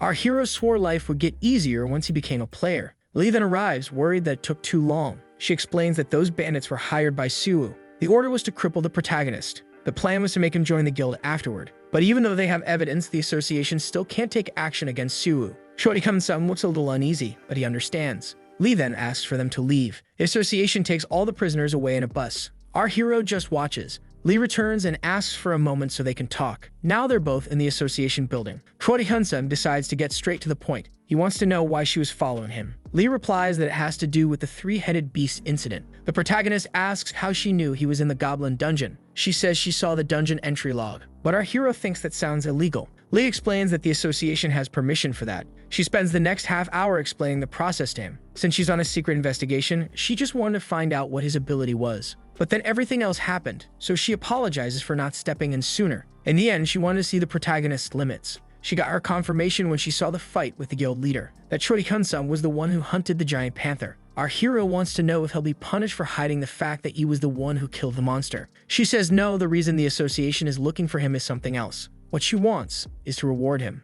Choi Kun-sung wasn't expecting that. On top of that, she has an offer. But the protagonist already knows she wants to recruit him. Still, he makes it clear he's not interested in joining any group. Lee expected that, but before anything else, she wants to explain the offer. First, they're willing to give him a 100 billion bonus, plus the various benefits that come with being part of the association, including tax waivers and free equipment. The protagonist assumes he'll have to show his status window, but Lee says it's not necessary, he only has to take a test. Choi Kun-sung, our hero, wants to know what kind of test. All he has to do is sit down with someone she chooses and answer every question truthfully. Our hero imagines it's going to be an interrogation. There are people with a skill called the contract of truth. If the person tells the truth, nothing happens. But if the person lies, red lights appear on their body. Choi Kun-sung wants to know why they're going this far. He thinks it would have been better to just hire a high-level player. But Lee says it depends on the individual. Someone who is truly powerful would be even harder to recruit, and someone who just has numbers isn't even worth it. The protagonist asks if it's because of the level 20 law. She doesn't deny it.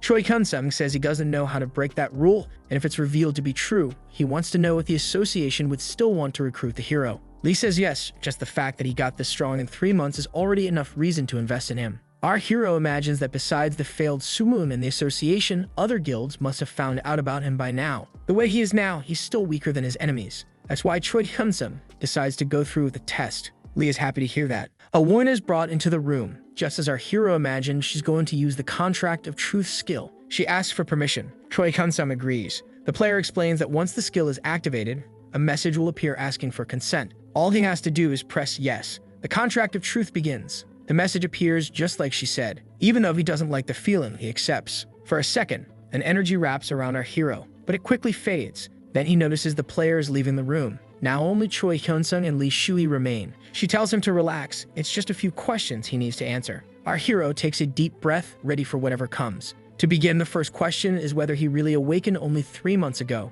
The next question is if he knows how to bypass the level 20 law, and the answer is no. Then she says she believes the protagonist is probably at level 140 and asks why he's hunting in low-level dungeons. That question makes our hero think. Up until now, the questions have been easy. Lee also wants to know if he has a unique skill. Our hero stays silent. She reminds him he has to answer the questions. The leader asks directly if all of this is because of his ability. Choi Kun-sung answers yes. She wants to know if he can use that power on another player. The protagonist thinks for a moment and then says no, he can't. The next question is whether he used his unique ability to bypass the level 20 law. Choi Kun-sung thinks carefully before answering, but he admits that yes, he did. Lee then says the effect of the skill has ended. Our hero asks if he needs to do it again, but she says there's no need. He answered everything she needed to know. She had been suspecting for a while, but now they're certain that the protagonist has a unique skill. Choi Kun-sung guesses that she also has one. The leader agrees but says she can't reveal it. But yes, she has a unique skill. The protagonist seems disappointed that he's not the only one. As the name suggests, the leader explains this kind of power is unique to the person.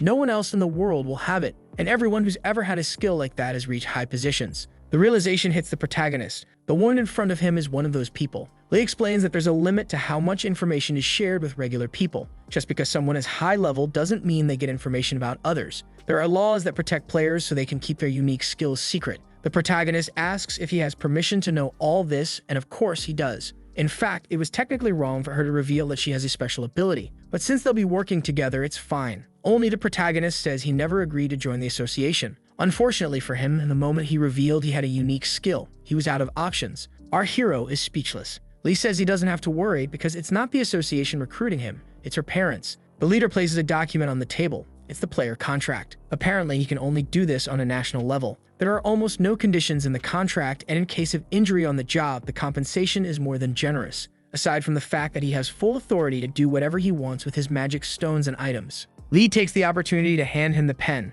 Then she points out where he should sign. Honestly, the protagonist is being given everything he needs, but there's one condition that's really bothering him. It's a lifetime contract, and our hero even thinks it feels like slavery. Choi Kun-sung gets curious if other people have contracts like this. Lee says of course not. Otherwise, the organization would go bankrupt. The reason he's receiving a contract like this is because of his unique skill. Our hero is surprised, but it's obvious. He can bypass the level 20 law. Choi Kun-sung can level up and get magic stones and items even from low-level dungeons, which means he can keep leveling up infinitely. To her, this is a chance to recruit a player with the potential to be the strongest in the world, so it's worth spending a bit more. Our hero thinks she's completely wrong, but that works in Choi Kun-sung's favor. The protagonist asks if he can change the contract duration a little. The leader is a bit surprised. She didn't expect that to be an issue. Lee asked if he knows how many people with unique skills exist in the world. There's no exact number, but at most around 80. And before Choi Kun-sung appeared, she was the only one in Korea, stating the obvious. A unique skill is something rare. She understands that the contract term is a little strange, but that's because they can't risk losing someone so rare to another country or private guild. That's why they extended the contract for as long as possible.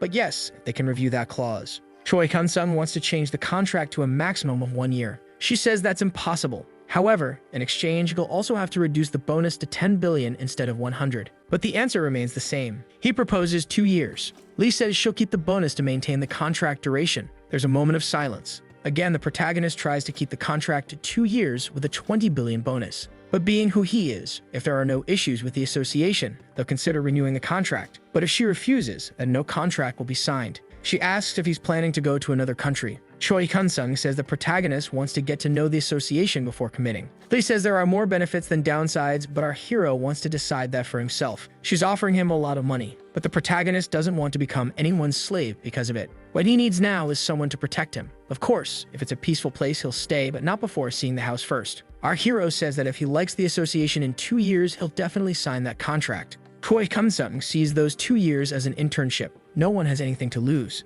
Lee realizes this is going to be complicated, and she can't decide this alone. The leader wants to speak with her superior first, so she asks for a few minutes. A bit more satisfied, he agrees. Time passes, and Choi Kun-sung waits, fiddling with his phone. Lee returns and says she accepts the proposal, but there's a condition. Our hero is curious to know what it is. She says that if another association or guild makes him an offer, the protagonist has to report it immediately. Also, if the offer is equal, Choi Kun-sung will have to sign the contract again with them. Without any problem, our hero agrees. She presents the new document. Lee hopes both of them do well during this period. They shake hands, wishing each other the best, even if it's only for a short time. Now that he's signed the contract, Lee suggests getting some new equipment, since all of his is rented. Choi Kun-sung says his sword and cloak are rare rank, so Lee says just replacing the rest will be enough. The next morning, they're at the equipment storage. The weapons on the wall catch the eye. They really have everything here. The protagonist is curious if everyone has access to these items. Lee says not everyone. It depends on the player's position. Item rank access is restricted. But of course that doesn't apply to our hero, and he's quite happy to hear that. First, he sees a sweet armor, light and durable, that gives +5 dexterity. Choi Kun-sung doesn't think it's as good as he expected, so he better choose carefully. Lee says she'll explain how the association works while they wait for the gear to be adjusted to his body. Now the fun part begins. Lee is also going to say which department the protagonist will belong to. Our hero is curious. It'll be the surveillance team, but the leader explains that their job is to go into dungeons when there's an accident involving monsters or players, and they help resolve those problems. But since the support teams are understaffed, they'll be helping them out too. Our hero wonders if he'll be useful. Since being alone, it might be too much work for him. She explains he'll be sent to dungeons that match his level to make things easier, Lee also reminds him that she's his superior, so if anything comes up, he just needs to call her. Choi Hyun-sung then asks if he can mention some issues he had before joining. She gladly agrees to listen. To start, the data on the magic stones he collected and sold was handed over to the Siwa Guild. Those guys even had access to his location while he was hunting. Lee says she'll handle those incidents while dealing with the current case,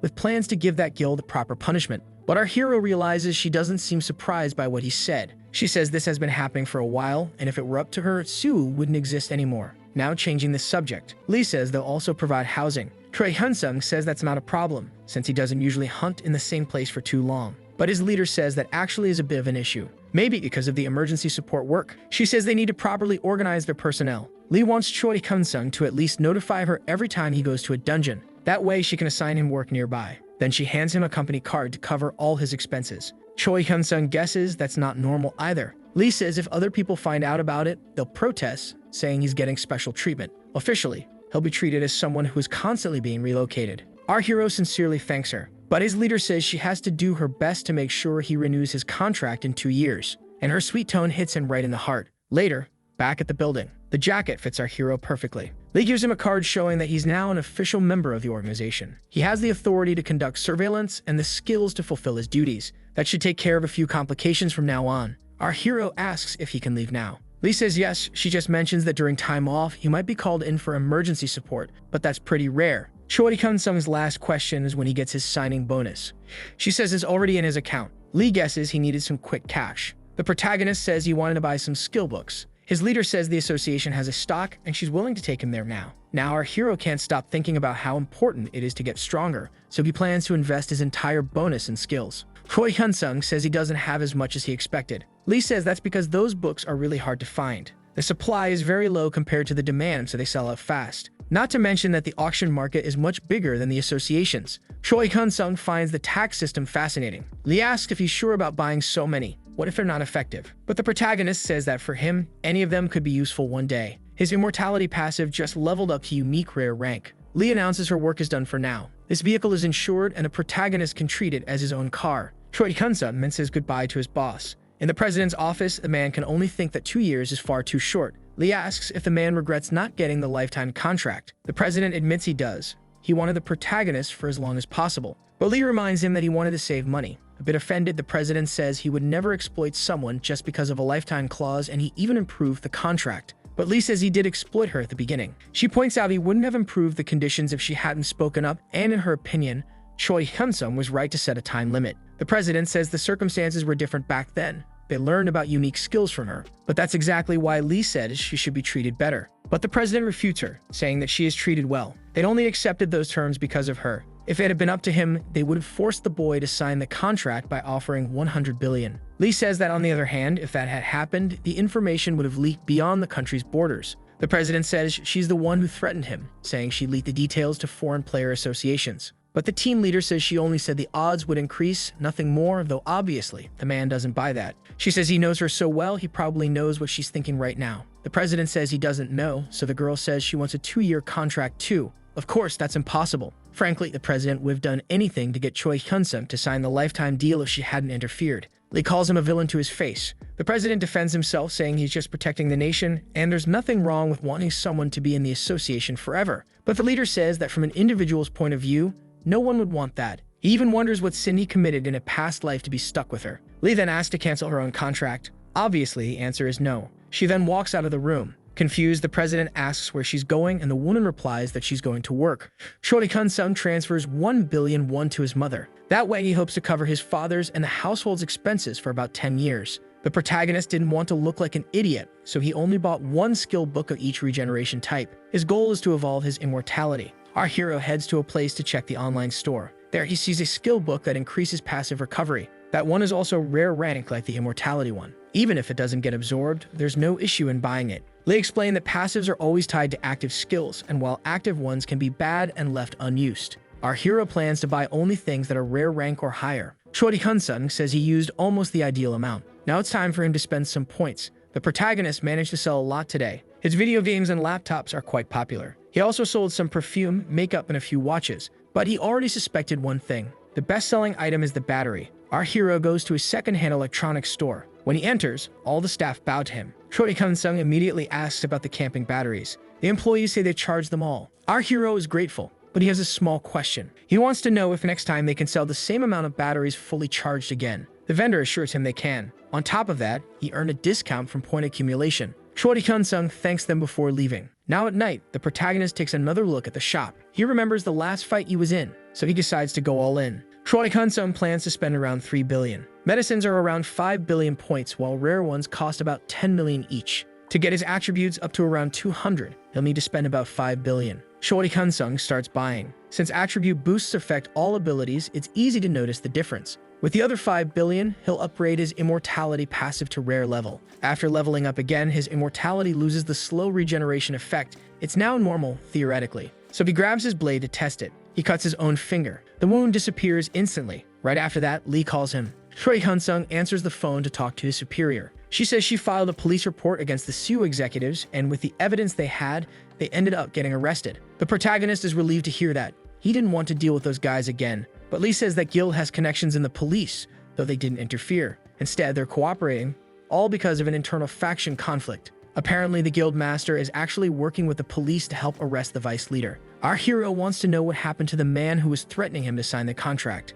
Lee says an arrest warrant was issued for that person too, and the guild leader who attacked him came clean, exposing everything he had been doing, including the people who helped him in the guild. The vice president is one of them. Lee asked him to turn on the TV. Choi Kun-sung asks for just a minute. On the news, they're talking about the guild case. It's being treated as a scandal, the revelation that Sue hired people to kill, and that the vice leader has already been removed from his position. In addition, they've been helping fugitives. Choi Kun-sung confirms he was watching the news. It's clear the vice leader won't get off easy this time. Everyone who supported him is now turning their backs. The protagonist thanks her for the support, but Lee says she actually wishes she had dealt with it sooner. Choi Kun-sung says he'll treat her to dinner as compensation, but she replies that empty words carry no weight. But he wasn't joking, so his leader tells him to set it up and let her know. After that, they say goodbye. The protagonist hangs up the phone. For a while, he zones out a little. Then the boy remembers he needs to go buy his skill books. Our hero wonders when something will finally change. This is his last book. After offering almost every recovery-type skill to strengthen the rank of his ability, he hopes something will shift.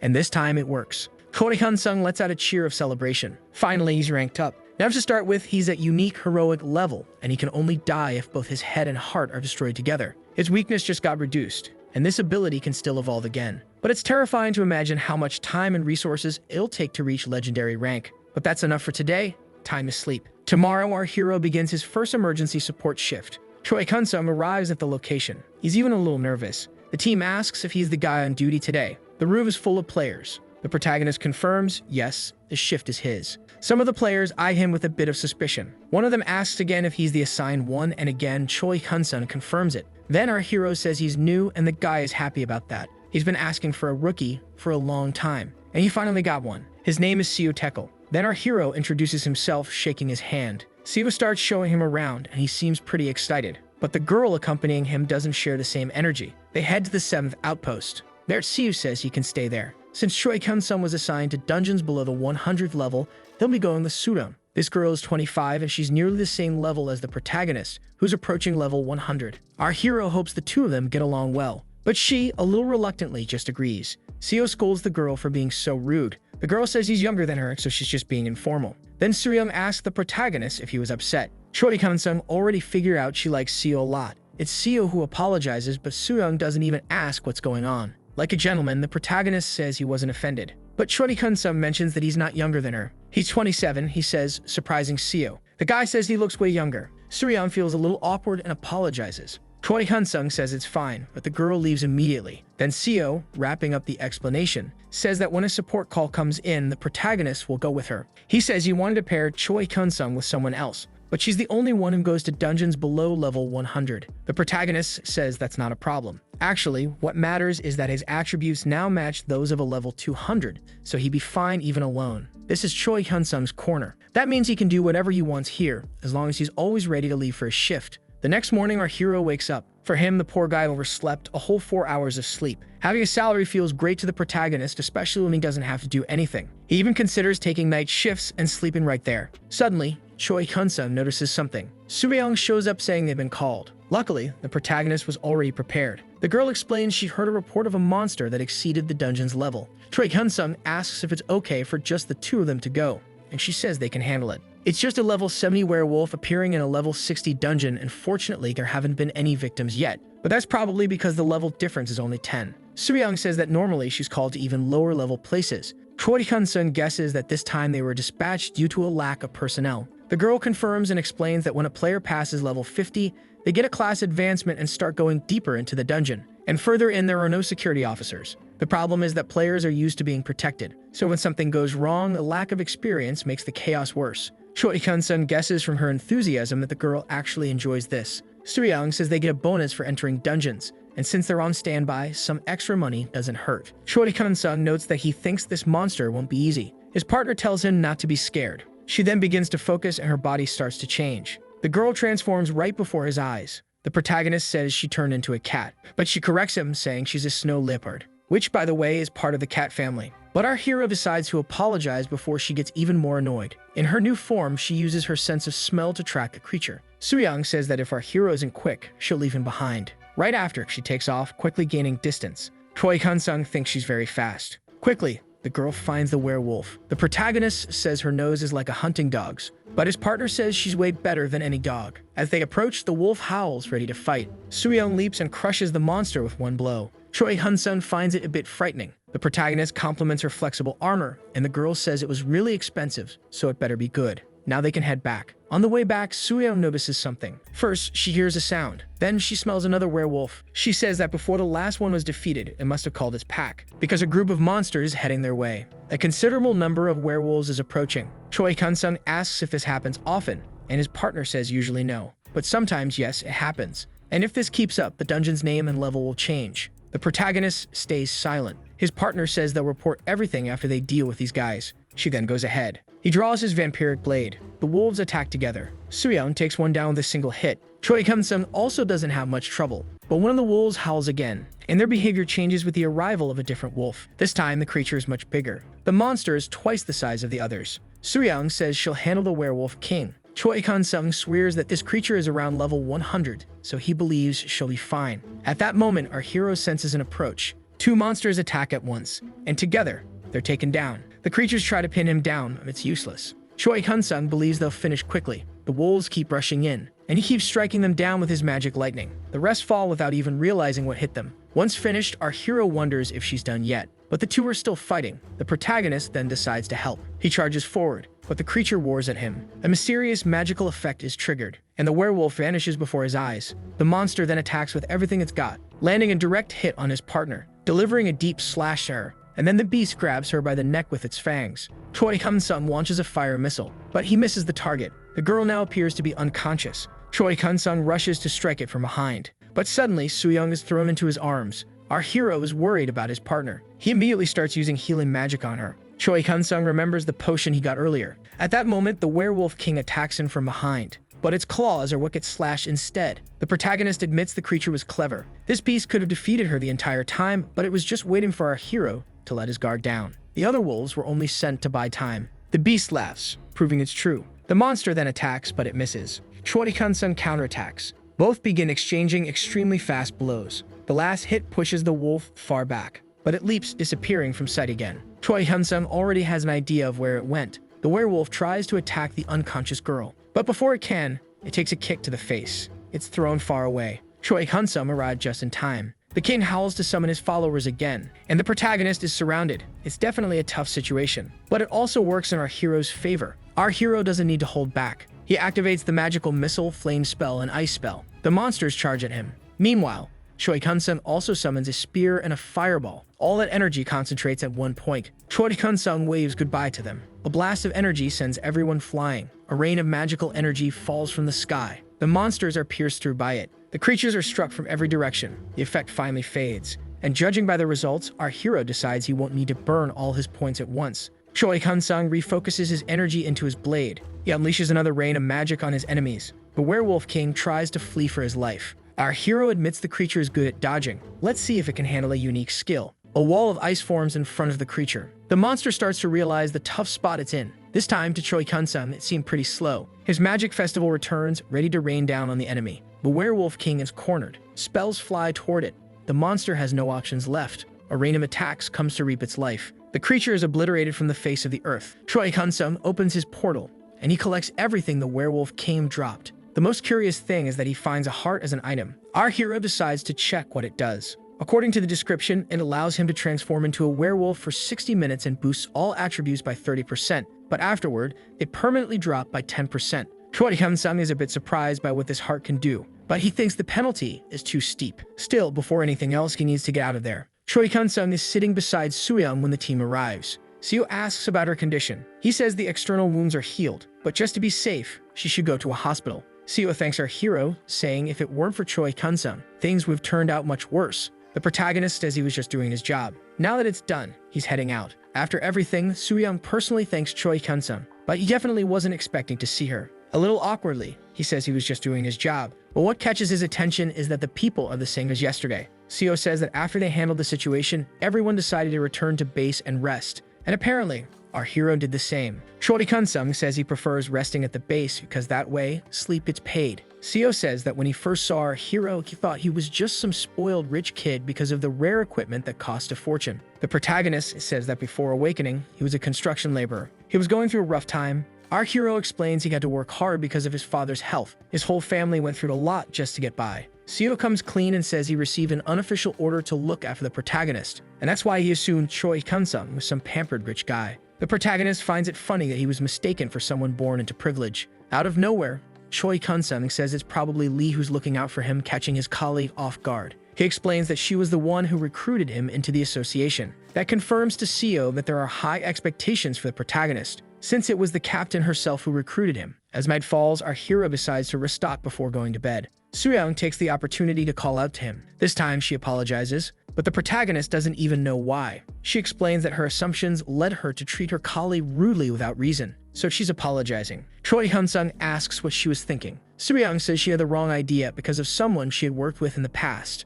The protagonist becomes curious to know more. It was all because of a superior's child in the association, and it hurt many people without reason. But the person responsible for it came out unscathed, while the other members took the blame for the incident. After that, she thought she needed to take firmer actions. Choi Kun-sung says he's fine now. He wasn't that bothered. Once again, she thanks him, and our hero now thinks this girl is very kind. Choi Kun-sung remembers something. He says he has a question, but if she doesn't want to answer, it's fine. But the girl quickly says she'll say what she can. Soo-young tells him he can ask. That's the kind of person she is. Choi Kun-sung thinks she's an innocent girl. He says it might be a bit hard for her to hear, because it has to do with her ability. Soo-young says she figured it would be about that. She spends the next few minutes explaining it to him. According to her, the ability is called Beast Transformation. When it's activated, it boosts strength, dexterity, and vitality. That makes her both a tank and a warrior, but the weakness is low resistance to magic. Still, she didn't need to tell these things to Choi Kun-sung. A week later, things are going smoothly. He hasn't had any more incidents. The first day was pretty hectic, but things settled down afterward. In fact, things are kind of boring now.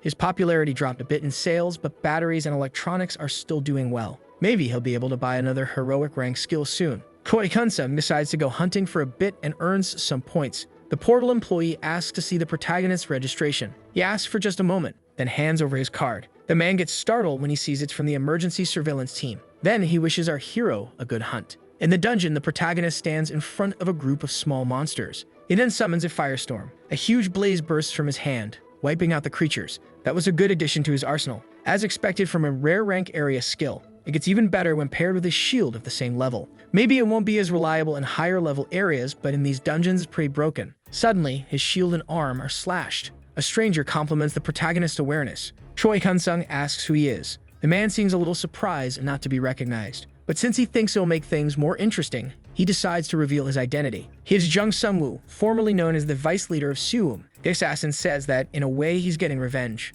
because there's only one person Jung can take his anger out on, and that person is Choi Kun-sung. Our hero yells, asking if Jung really thinks he'll get away with this. But the former vice leader explains that shouting won't help. He activated an item that blocks sight and sound in the area. On top of that, he's purposely wearing bad armor to avoid suspicion. This way, anyone would think he's just a newbie who hasn't even reached level 50. Jung forged an identity, but he doesn't care. His plan is to leave the country by the end of the day, and he's going to use a fake passport for that. Jung says he even considered attacking the protagonist's family. He knows what it feels like to lose everything, but they were being guarded. Choi Kun-sung gets very angry hearing that. Jung says he could have taken out the guards too, but then escaping from Korea would have been harder. So he came straight for Choi Hyun-sun. In a dungeon, if the body disappears, it'll take a while for anyone to notice. In the meantime, Jung notices something. He realizes the protagonist's recovery speed is really fast. Jung says he had already noticed that he was just stalling for time, but he doesn't believe he can lose this fight. Choi Hyun-sun then realizes he might die. Both clash their blades mid-air. The protagonist is thrown backward. Jung admits he didn't expect to be blocked. He was planning to cut off one of our hero's arms so he wouldn't regenerate anymore. Choi Hyun-sun opens his portal, grabbing the werewolf's heart. Jung recognizes it as a transformation item, but he scoffs at it. Choi Hyun-sun transforms quickly, and the former vice leader acknowledges that his stats increase a lot. But then the wolf turns and runs in the opposite direction. Then he jumps onto the wall and prepares a fire spell, exploding where Jung was standing. The smoke keeps him from seeing what happened, but his pursuer appears behind him. Jung asks our hero if he really thought he could escape. The former vice leader grabs him from behind, but before he can stab him, Choi Hyun-sun manages to push him away. Once again, the protagonist conjures another fireball and threatens him with it. With a simple movement, Jung dodges the spell, but Choi Hyun-sun takes the opportunity to jump on him. Jung blocks the attack with his blade, and even looks like he's enjoying himself. Choi Hyun-sun starts to believe it might be possible.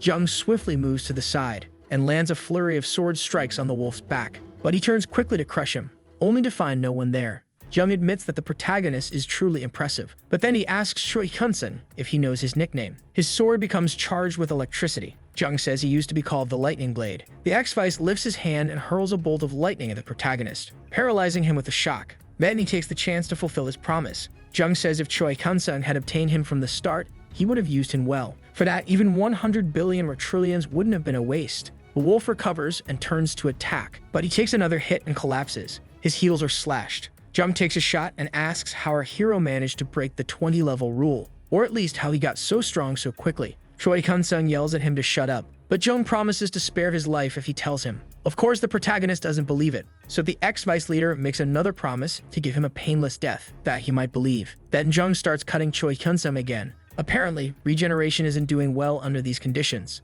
In fact, it's pretty bad for him. He might stay like this forever, especially against a rookie like this one. Choi Hyun-sun is in extreme pain. He even starts to consider confessing and begs for it to end. Jung continues slashing without stopping. Suddenly, he understands this guy wasn't just being vengeful. Choi Hyun-sun then screams to just end his life already because he's not going to say anything. Jung agrees. It looks like he won't get anything out of him. Since he'll need time to be free from the body, he decides the following: to give him a quick end, just like he asked. Jung then delivers the final blow. Now he needs to be free of the other parts too. Then something goes wrong. A hand just pierced through him. He doesn't understand a thing. Jung falls lifeless. Choi Hyun-sun is dragged until he finds his missing part and puts it back in place. Apparently, Jung is still breathing, but only to be shocked by what he's seeing. His final vision is of Choi Hyun-sun still alive. Then the barrier collapsed along with Jung, and our hero returned to normal. Choi Hyun-sun never imagined being moved around without a head. Now he wonders what to do with Jung. He thinks it's best if no one knows what happened, not even the player association. Choi Hyun-sun believes that if it becomes public, others will question his skill level. The protagonist activates a fireball. There's no reason to reveal his secret,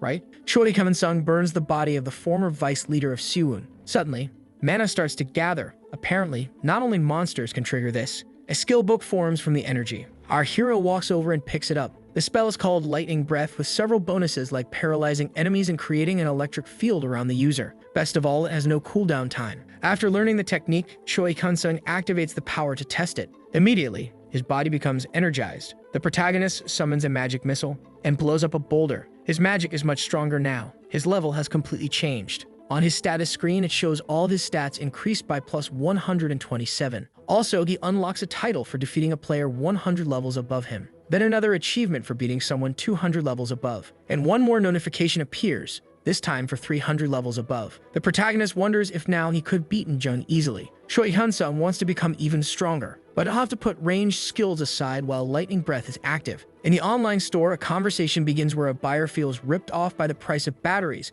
and along with others who feel the same, organizes a boycott. 1 month later, Choi Hyun-sun analyzes his store. He's deciding between 2 items to buy. One is a skill that allows him to sense the energy of living beings and danger around him. The other converts all his magic into vampiric energy, draining life from enemies. The protagonist can only afford one. Unfortunately, together they cost over 60 billion. Choi Hyun-sun decides to think it over a bit more and buy another day. Our hero lies down and picks up the TV remote. He plans to enjoy his day off. Apparently, he's watching a new show about players. Choi Hyun-sun is quite entertained watching TV in peace. This series was made for the 20th anniversary of the Cactus War. The protagonist remembers that time. On that day, everyone was on high alert, afraid of another incident. But just like the 10th anniversary, nothing happened. Though some reporters spread fake news about the number of dungeons decreasing, which caused an online argument. In the drama, the woman confesses her love to the guild master. But Choi Hyun-sun goes back to thinking about which power he should buy. Then he feels a strong tremor. Our hero is confused by what just happened. Soon after, a scream is heard. A portal is opened in the city and monsters are attacking people. Orcs are taking over the streets. People run in terror. Choi Hyun-sun jumps out of his bedroom window to save them. A girl is about to be caught, but the protagonist saves her just in time. Choi Hyun-sun starts burning and slashing, attacking every creature he sees ahead of him. The citizens are terrified. From the portal, more orcs appear. Without wasting time, Choi Hyun-sun casts a flaming tornado, destroying that group of monsters. But it's not over yet. The monsters are way too close to the civilians. More and more monsters keep showing up, and the people don't stop getting attacked. Suddenly, a player appears. A group arrives to help those in danger. This player says he'll leave this portal to Choi Hyun-sun. Our hero thanks him. An emergency siren announces that martial law has been declared. Amidst the chaos, a child cries alone. The military also arrives to help. At that moment, the head of the association declares a law. He will mobilize all the players in the country. The images of destruction are catastrophic. In the middle of it all, Choi Hyun-sun gets a call from Lee Shui. She wants to know where he is. The protagonist says he's dealing with an orc portal that opened on the street. His leader then asks for a report, and he says the monsters so far are weak and other players are helping handle the situation. She then names him acting commander. Once the situation stabilizes, the order is to bring the players directly to Namyang Station. There's another portal open there and few people are handling it. Additionally, Lee says that our hero's family is safe. Apparently, they went to a bomb shelter along with other families. Choi Hyun-sun thanks her for caring. Now she wants him to give it everything he's got in the fight, and that's exactly what he'll do. Shortly after, Choi Hyun-sun says he doesn't have time to overthink it. The skill they'll choose is Vampire Mastery, which costs nearly 30 billion. So he'll end this problem quickly and head to the station. The protagonist summons a wall of fire. In seconds, the orcs are incinerated. Choi Hyun-sun pulls out a microphone from his portal. Our hero announces that he's from the association too. He's trying to talk to the other players, but the chaos is overwhelming. Apparently, it's going to be very difficult. Once they regroup, Choi Hyun-sun says he'll leave some players here to guard the portal, and the rest will go with him to the station. Quickly, the train station situation is resolved, and the protagonist just repeats the same order. One player has a question. He wants to know how many portals have appeared. The number is uncertain, but there are reports of them opening all across the country. The fear this information causes is clear on their faces, and that worries our hero. Near Namyang Station, new creatures appear, attacking civilians. People are once again being attacked by monsters. One of the creatures standing guard didn't even see the hit coming. It's thrown far away. Before the monster can wake up, it's finished off with an axe strike. But this player knows he's in a tough spot. More and more monsters come out of the portal. Two other players are worried about the reinforcements arriving. That's when a giant blaze comes their way, wiping out all the monsters. The wall of flames is enormous. The hero asks the girls if they're okay, since reinforcements have arrived. Because of that, the other players celebrate that they are no longer alone. One of his men considers that region complicated. Since there aren't many dungeons, there are only a few players in the city. Choi Hyun-sun tells him to forget that and focus on helping people. Suddenly, a terrifying roar. A new creature emerges from the portal, and this time, the protagonist becomes worried. Judging by its size, the monster is much stronger than the others.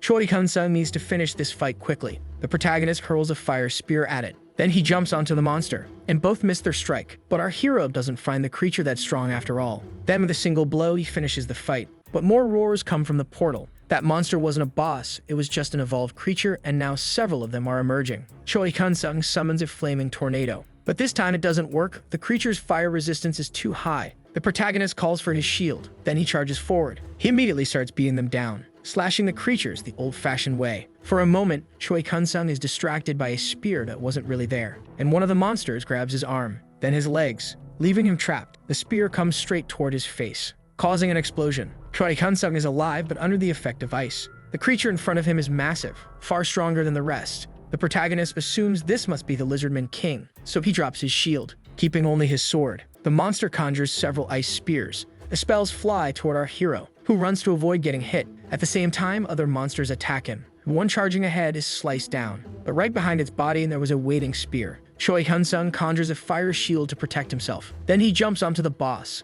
which casts a spell, a close-range breath attack. The magic is powerful and devastating. Choi Hyun-sun knows he can't afford to save mana now. He activates Lightning Breath. Immediately after, he vanishes like a bolt. But the boss manages to defend against his strike. Other lizardmen come to assist their king. Choi Hyun-sung has to hold them off no matter what. Not many players can fight a monster of this level. He fears what could happen to the others. The creatures surround him to attack all at once. On the other hand, it's good to know he's the main focus of the battle. Choi Hyun-sung unleashes a lightning attack, hitting everyone around him. While they're paralyzed, they are all destroyed. Each of them goes down with a one-hit kill. An hour later, the other players are speechless. Now only the king is left. It's time to finish this. The monster charges without fear. Choi Hyun-sung leaps onto him. Amazingly, he still gets scratched. The king then appears behind him. The protagonist quickly counters the attack, slashing the monster's face. The creature drops to its knees, lifeless. Choi Hyun-sung is completely out of energy too. The monster's body dissolves into mana. All he wants now is a good reward for all that effort.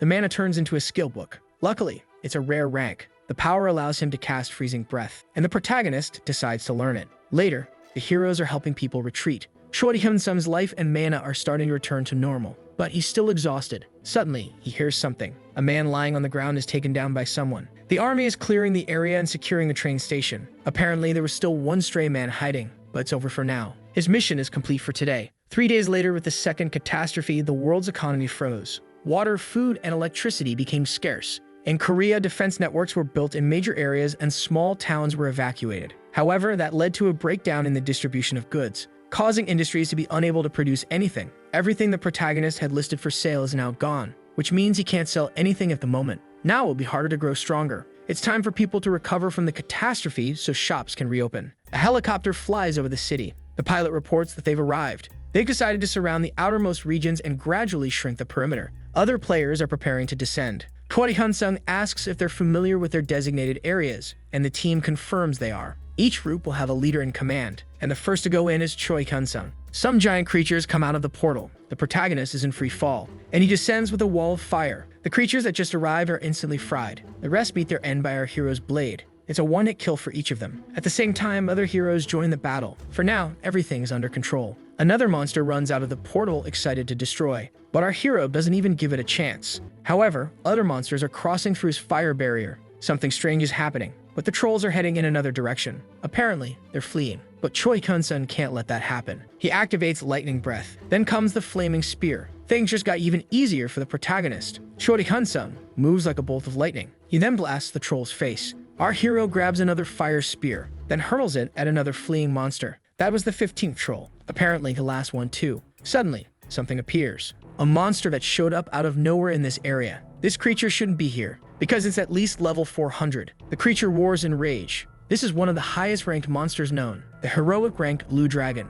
Lee comments that it would be great if the battle was over already. There are at least 100 million players, but only around 5,000 are high level, and they're running out of resources. Meanwhile, the military is managing the areas where mid-level monsters are appearing. But the trend is that more and more high-level creatures will show up, and the number of players able to deal with them is scarce. An emergency report arrives. According to the sources, a new portal has opened in the capital. Lee wants to know what kind of monster is this time. The report says it's a herd of wyverns. These are heroic ranked creatures. Lee asked for confirmation that the Tia's Guild is in that region. Her team confirms that they are, but they're requesting reinforcements. That guild consists mostly of tanks and warriors, so they're struggling against those creatures. Lee asks if there's anyone nearby who can help, and they locate a group of mages in the area. The leader gives the order for them to assist the other guild. More reports of new portals are coming in. RBS are attacking in another region, and where there were orcs, now ogres are emerging too. Another report arrives about a blue dragon in Osansai. Lee remembers that Choi Hyun-sung is in that region. The staff confirms it, and he's the one requesting reinforcements. Lee then orders that all players in that area be evacuated. The staff rushes to report this. Choi Hyun-sung asks if help is on the way, and he receives an order to retreat. As he's making his escape, a chunk of building flies off and is torn from its place. The order is repeated. Everyone must evacuate the area. But Choi Hyun-sung feels it's wrong to leave all this behind. Then the building collapses on top of him. The massive dragon just watches, curious. Our hero managed to dodge in time, but he's already hit again by the creature. The giant hand crashes into the ground. Luckily, the protagonist hides inside a house. Choi Hyun-sung finds it odd that he's the only one being chased. When the protagonist looks, he's shocked. The dragon is face to face with him. Then the creature comes in to bring everything down. Half the building is thrown into the air, tossed like a toy. The massive creature seems to be just playing. Choi Hyun-sung tries to counterattack with a flaming tornado. Not giving up, he tries again, throwing an explosion at the monster's face. Choi Hyun-sung uses the chance to retreat, but the monster doesn't waste time and comes charging at him. Quickly, he prepares a spell. Creating an ice barrier, the protagonist slides beneath the barrier and dodges the giant's strike, but he's already wondering how long this coat will hold out. Choi Hyun-sung has no choice but to fight, so he activates Lightning Breath. Our hero is going to try something. Right before its eyes, Choi Hyun-sung vanishes and reappears, striking at the dragon's scales, but has no effect. The monster then lands a blow on him, leaving him disoriented. Immediately after, another strike comes. Choi Hyun-sung tries to block it with his sword, but he's thrown backward. This monster's scales are extremely tough, but it must have a weak spot. The protagonist charges forward as fast as he can, this time the target in mind. He tries to slash the monster's stomach. Again, it doesn't work. Right after, he's nearly crushed. The dragon doesn't even have a scratch. The creature roars in fury. Once again, the dragon tries to hit him, but our hero is faster. Something strange happens to the protagonist. His electricity is being drained by the dragon. All of his energy is being siphoned away. It's as if Choi Hyun-sung is taking damage, to the point that he falls from the sky. The protagonist is on the ground, injured. When he looks up, the dragon is about to devour him. Suddenly, everything goes dark. Our hero is inside the monster's stomach. He is semi-conscious, thinking that it can't end like this. His family depends on him. Choi Hyun-sung is clinging to his broken sword. This time, our hero has hit rock bottom. He stabs the sword into the creature's flesh. Our hero realizes something is happening. His blade is being fueled, and he's slowly recovering. The immortality book has evolved to heroic rank. The protagonist knows he's never been in worse shape, but he can't stay like this. He starts eating the dragon's raw flesh. On the outside, Lee receives the news that Choi Hyun-sung has died. It's the intelligence members who confirm it. She is in shock, since she was the one who gave the order for everyone to retreat. The problem is, Choi Hyun-sung was the one tasked with sealing the portal. So when the dragon appeared, he was the closest. The girl says he even tried to fall back, but he couldn't. Lee can barely hide her sorrow. She then asks if his family has already been informed. Unfortunately, no official note was sent, but there is the online cover go list. So they assume yes, the family knows. Inside the stomach, the protagonist falls from the flesh wall. He loses consciousness for a moment, but when he wakes up, he's glad to have at least regained his health. Now he's going to make use of all the blood around him. First, he makes some cuts. Then he begins to absorb energy, but the protagonist feels a tremor. The monster's stomach is moving. To keep from falling, he uses his blade to anchor himself in the flesh. Our hero is hanging by just one arm. He wonders what's happening on the outside. The great dragon is howling in pain. Not even the players understand what's going on. To them, the creature suddenly started thrashing. The monster is screaming in agony. It even smacks its tail into nearby buildings. Suddenly, a player sees a building falling on top of her. Her partner tries to help at the last second. All that's visible is the impact. Choi Hyun-sung has found what he needed. He found the main artery. The protagonist leaps and activates the flaming blade. With that, he manages to cut the artery. From inside the creature, its scream can be heard. The protagonist clings to the edge of the artery. Now he starts recovering even faster. Choi Hyun-sung takes advantage and unleashes multiple attacks. This time, he moves on his own 2 feet until he reaches the heart. Our hero simply stabs the organ. To be sure, he makes more cuts, until it explodes into pieces. His blade begins to absorb all the creature's mana. That's when he receives several updates. The immortality rank increases along with Lightning Breath, which evolves into Lightning Dragon Breath. This time, even the names of the skills change. On top of that, he gains a title for hunting a monster 200 levels above his own. His vampiric blade is also restored and changes to Draconic Blood Blade. Then something else appears. A skill book forms in front of him. This one grants a major boost to the user's physical resistance. Choi Hyun-sung has just gained another incredible power. The girl has no idea what just happened. Suddenly, the blue dragon collapsed. First, it started thrashing. Then it began writhing, until finally, it felt lifeless. One of the players wonders if it was struck by some disease, but his friend doesn't believe that could happen to dragons. Suddenly, something appears where the monster once was. A helicopter is headed to the new location. Inside, the players are already hoping for a break after this hunt. But in the back, there's someone who doesn't want to talk. She can't process what happened. Lee can't believe the association is trying to claim the contract breach fee.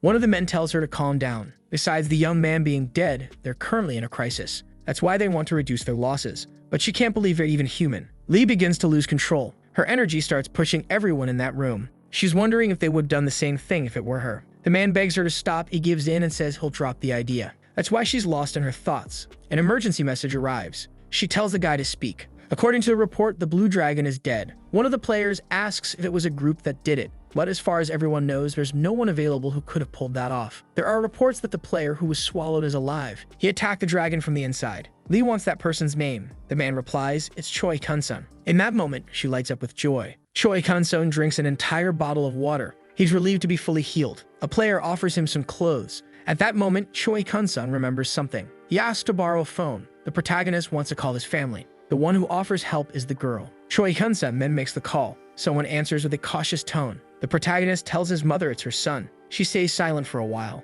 Then she asks if it's true. It's really him. Choi-kun-sung says he saw his name on the list of deceased players, but that was a mistake. He was fine the whole time. He asked about his sister and father, but she starts crying during the call. Our hero tries to tell her there's no need for that. He really is okay. Choi-kun-sung says he's eating well, staying warm. His mother then says she's so happy to hear that he's alive. She also tells him someone from the association visited her and gave compensation for what happened. The woman couldn't say anything, only that she was sorry and felt it was her fault. In the end, she's just happy it wasn't true. His mother is incredibly happy that he's alive. Choi-kun-sung doesn't know what to say. When the call ends, he tries to hide his tears. The girl then offers him a tissue. Choi-kun-sung gladly accepts it. After everything, our hero sits on the sidewalk. Now he wants to see how much his blade has changed. This time it has several new effects like a huge mana boost, but there's something special. It now has a linked item. Of course it can evolve too, as long as it drinks blood from a draconic creature. Most likely, the protagonist won't need new weapons anytime soon. Now he checks the electric dragon breath, which gives him even more lightning powers.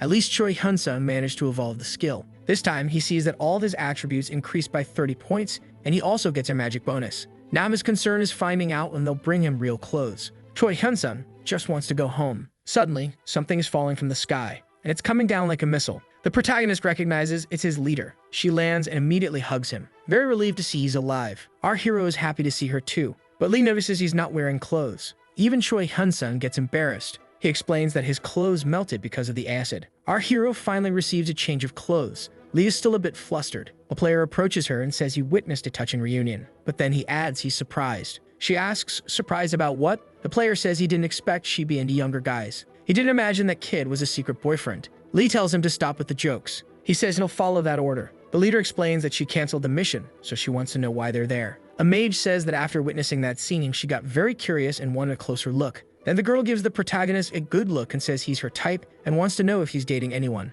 But Lee removes her hand. She tells them to stop with the jokes. Choi-kun-sung just went through a difficult time, but the girl says she's not joking. She also says she doesn't understand why the leader is angry. Lee insists that Choi-kun-sung needs to rest right now. The leader admits that everyone there is curious about how the protagonist defeated the dragon alone. But in her opinion, asking that is really rude. Then Lee tells the boy to go to the hospital.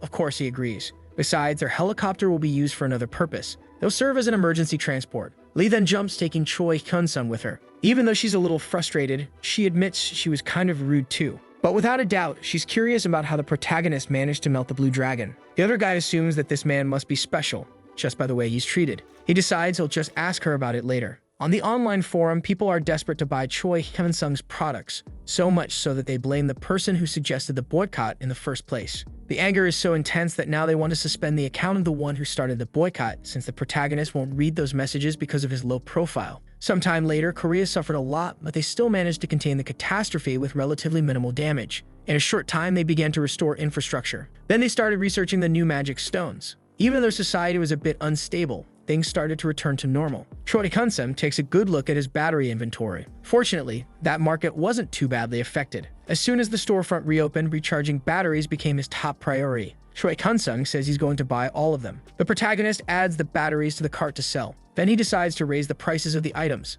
Somehow people are still buying. Our hero can hardly believe it. Since that's the case, he decides to raise the prices even more. A few days later, Choi-kun-sung returns to the store, but they're still out of stock. The clerk says more will arrive soon. Since the factories are back in operation, there probably won't be this kind of problem anymore. Unfortunately, there's nothing that can be done for now. Choi-kun-sung says he'll head out then. The vendor offers to call them when the batteries arrive, but the protagonist says he'll just come back later. On the way back, he thinks it would be perfect if he could buy directly from the factory. Choi-kun-sung even tried contacting them before the catastrophe, but they refused to make individual sales. Later, the protagonist called again and said he would make bulk purchases, but the company still refused. Our hero wonders if he'll need to buy a company and a warehouse. Maybe it's better to open an electronics store. A few days later, Choi-kun-sung goes shopping. Even though it's a weekday, the place is still crowded. His sister calls out to him. Choi-kun-sung praises his manager's leadership. She says she has to give her best effort for his store. His manager informs him that the batteries were sent to a warehouse.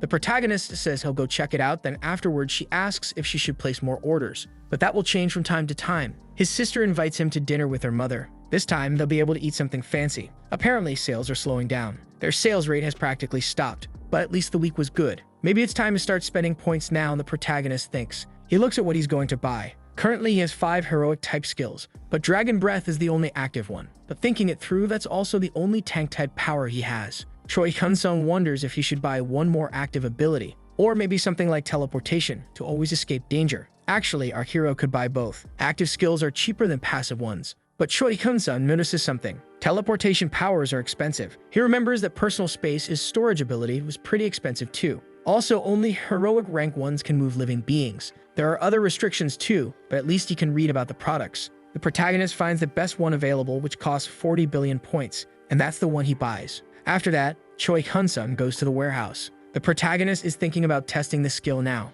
He targets a corner of the place. Before he even finishes saying teleport, the boy is already there. It worked perfectly this time, and it's actually very useful. Then he tests the long-distance version. Now he's going to buy the other ability. He looks through the elemental powers, but none catch his eye. Suddenly, he finds a dark magic spell that fires a beam consuming both life and mana. On top of that, the price is surprisingly good. One comment warns that if you're not careful, you might drain your own life without realizing it, but that's exactly the one he wants. However, Dragon Breath absorbs this power and evolves into unique heroic rank. Now his electricity has turned into black lightning. Even his electric barrier has changed so that he can control it. The protagonist decides to go into a dungeon. Choi Hyun-sung heads to a cave. Some creatures rush toward him. The monsters get very close. He then fires the lightning beam. Only monster mana remains. The protagonist thinks the new attack is amazing. Spending all of his points was worth it. 5 hours later, he manages to hunt 5,000 monsters. But now, Choi Hyun-sung is completely exhausted. That's it for today, folks. At the end of the day, the protagonist goes to his shop. There he finds his sister,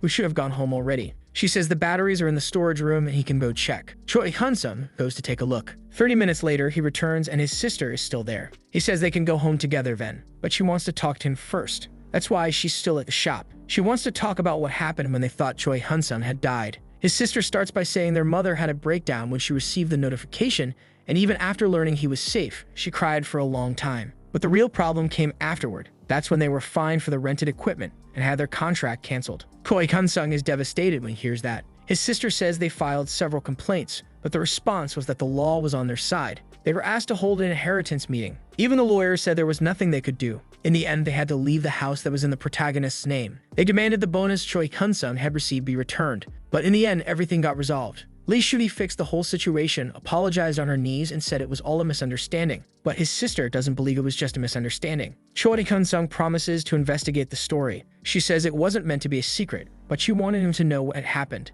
The protagonist thanks her for her honesty. The next day, Choi Hyun-sung says he has a meeting with Captain Lee Shudi. The secretary says she's out at the moment. The protagonist says he spoke to her earlier by phone and she allowed him to wait in her office. Since that's the case, the girl guides our hero to the room. In the office, she can offer him coffee, but he declines, and after that the secretary leaves. Finally, he is alone. Choi Hyun-sung activates his psychometry ability. He searches for his own name. The protagonist sees the moment she received confirmation of his death. It's clear that she was very upset. He even feels a bit moved. Then the protagonist sees her arguing with her boss about what he's doing to the hero's family. The man's response is that he's just following the law. Lee tells the man to drop the charges, but he refuses. To her, someone who died protecting the country should be treated with more respect. The man on the phone says he's just acting according to protocol. Lee says that if he doesn't cancel the charges, she will immediately leave the organization. He says that would be a breach of contract, but the captain says her contract is so unusual it might not even be legally valid. The man then doubts she would actually go against the Korean government. He says she's too emotional and they'll talk later. The person she was talking to is the minister. Choi Hyun-sung sincerely gives thanks. Now he knows who he's dealing with. The Minister of Dimensional Affairs is finished. Lee then appears and asks if he waited long, but actually he arrived very early. She says she got curious because he wanted to meet her so suddenly. Choi Hyun-sung says he'll have to cancel his contract. Lee is speechless, but the protagonist reveals that he knows what the minister tried to do. She apologizes on his behalf, but Choi Hyun-sung says it's not necessary since he knows she was the one who fixed everything in the end. That's why the protagonist wants to thank her. Lee asks him to reconsider for her sake. She still wants to fight to change that regulation. The protagonist agrees that it must happen. He then says he might reconsider if she does him a favor. Choi Hyun-sung wants to meet the minister in person to apologize directly. Naturally, the girl is shocked, but the one who gets most nervous is the minister, who calls the boy arrogant. He thinks the kid is too full of himself just because he has unique abilities. The minister says he doesn't even know what he did wrong. One of his staff members says Choi Hyun-sung is just a brat who doesn't know how the world works. That's why the other one also agrees that the request should be denied. According to the minister, he was only following the law. He doesn't understand why he has to apologize. After all, from his point of view,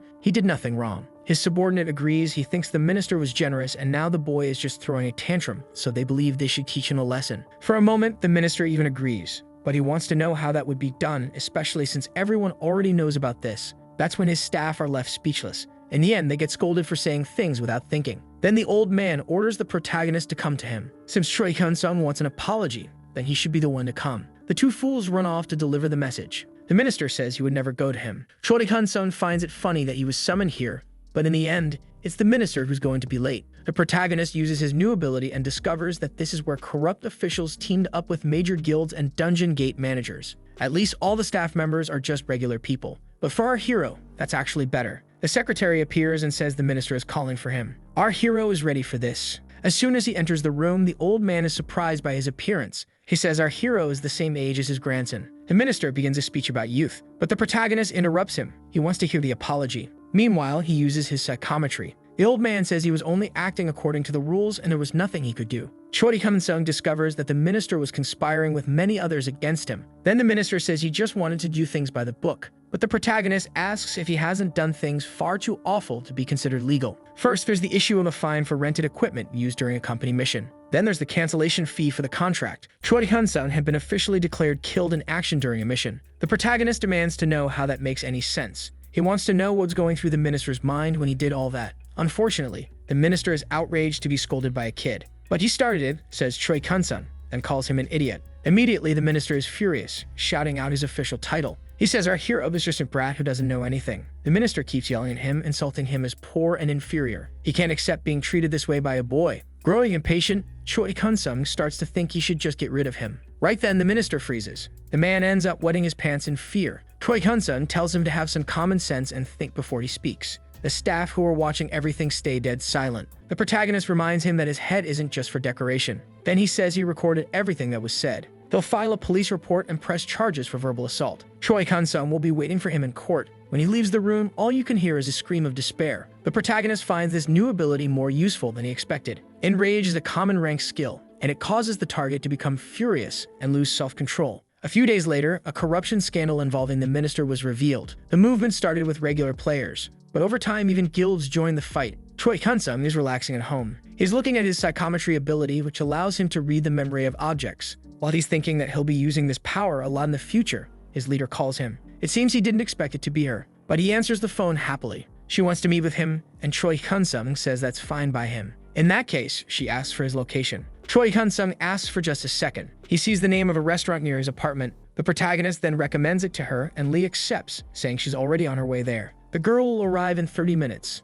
She's going to be direct. Lee wants to know if the scandal with the minister was orchestrated by him. She already suspects he's the only one who could pull something like that off. The commander says government officials are quite sensitive about this issue. Lee tells him they'll be suspicious of the protagonist, so he needs to be careful. Choi Kun-sung wants to find out what could happen. His leader says he could be arrested for trespassing and theft. The protagonist wants to know if it could be even worse because of the special laws for players. Lee says that if it comes to that, he better have public opinion on his side. Choi Kun-sung thinks that's good advice. But since he's not a criminal, he doesn't have anything to worry about. Lee once again asks him to be careful. She says high-ranking officials don't like players with power and influence. But for now, they'll stay quiet and cautious. Also, they'll gain many new enemies. And of course, they'll keep a close watch on Choi Kun-sung. The protagonist denies it and says he has nothing to do with the situation. But he decides to stay quiet for a while. Lee laughs, saying that's actually a smart idea. It's better for both of them to avoid unnecessary suspicion. A missile is launched toward its target. This is Pyongyang, North Korea. The soldier hopes the target was destroyed,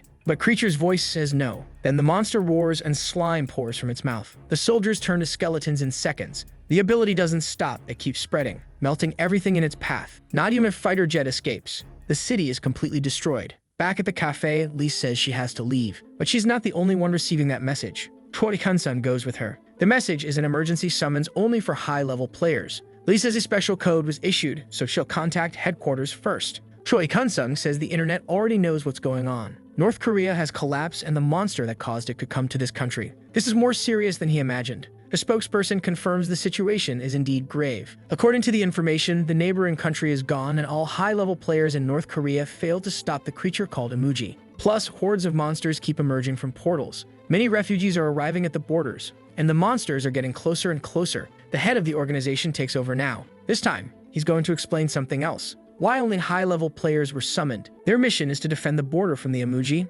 and drive back the monsters advancing alongside at the front lines, and that last part doesn't sit well with the protagonist. 10 days later in Paju, a group of orcs is attacking, but at the border, there are already some players guarding it. This swordsman slices through monsters like cheese. Then he wonders how long he'll be stuck dealing with weaklings. Even the protagonist finds it boring. A werewolf leaps at him, but it's cut in two. Other players are in the same fight, all defending the border, but Choi Hyun-sung wonders how much longer. Thanks to his sister, he's been receiving his supplies here. Still, it's uncomfortable no matter what. In China, a group of monsters is crossing a bridge. The military opens fire on them. A large red dragon begins crossing the river. Suddenly, an explosion wounds it. A group of players stops its advance. Another blast hits its chest, making the creature furious. Then a player slices it easily. The fight ends quickly. A soldier comes to speak with him. The intel is that the emoji is heading their way. The man looks pleased. The unranked creature that destroyed a North Korean city. A new update has just arrived. It still hasn't been possible to determine the monster's level, but they have discovered its rank, and it's a legendary creature. China's army is attacking with everything they've got. The idea is that whoever defeats the emoji will earn a first kill achievement. Usually, those who get that gain a huge boost in attributes. He wants to seize this opportunity. There at the border are more than 181 different ranks, over 3,000 high-level players. The emoji has finally arrived.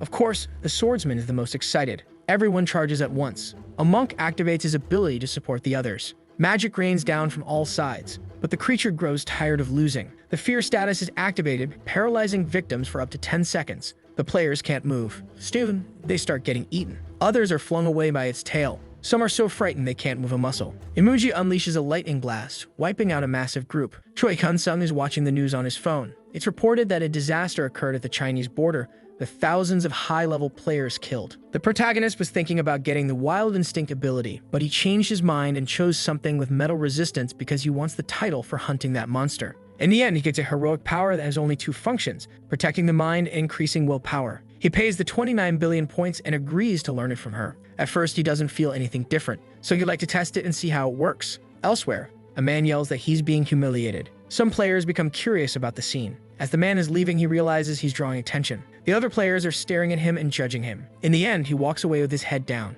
Choi Hyun-sung thinks there are a lot of people applying, but the reason is simple. Everyone wants the chance to get the first kill achievement, although some are here for other reasons. But it seems the acceptance rate isn't very high. Choi Hyun-sung is called by the secretary. First, she checks his identity. Then she allows him to enter. The protagonist thinks this room looks like it came straight out of a movie interrogation scene. A voice asks if he's ready for the test. Once ready, they begin. Everything goes silent. Suddenly, a notification pops up. The message says the protagonist has been affected by a mental ability, so he'll be confused for 10 seconds, and then his passive activates. Because of it, he resists the confusion effect. The test ends and the protagonist passes. After finishing, our hero leaves. The person on the other side admits the protagonist is truly impressive. Then Lee asks for the next candidate to be called. A few days later, near the DMZ, the South Korean government decides to advance north. A fighter jet reports it's entering the airspace. Then, a ship launches a missile. It hits a blue dragon on the shoulder, bringing the creature down. So far, everything's going well. The combination of players and the military is working out.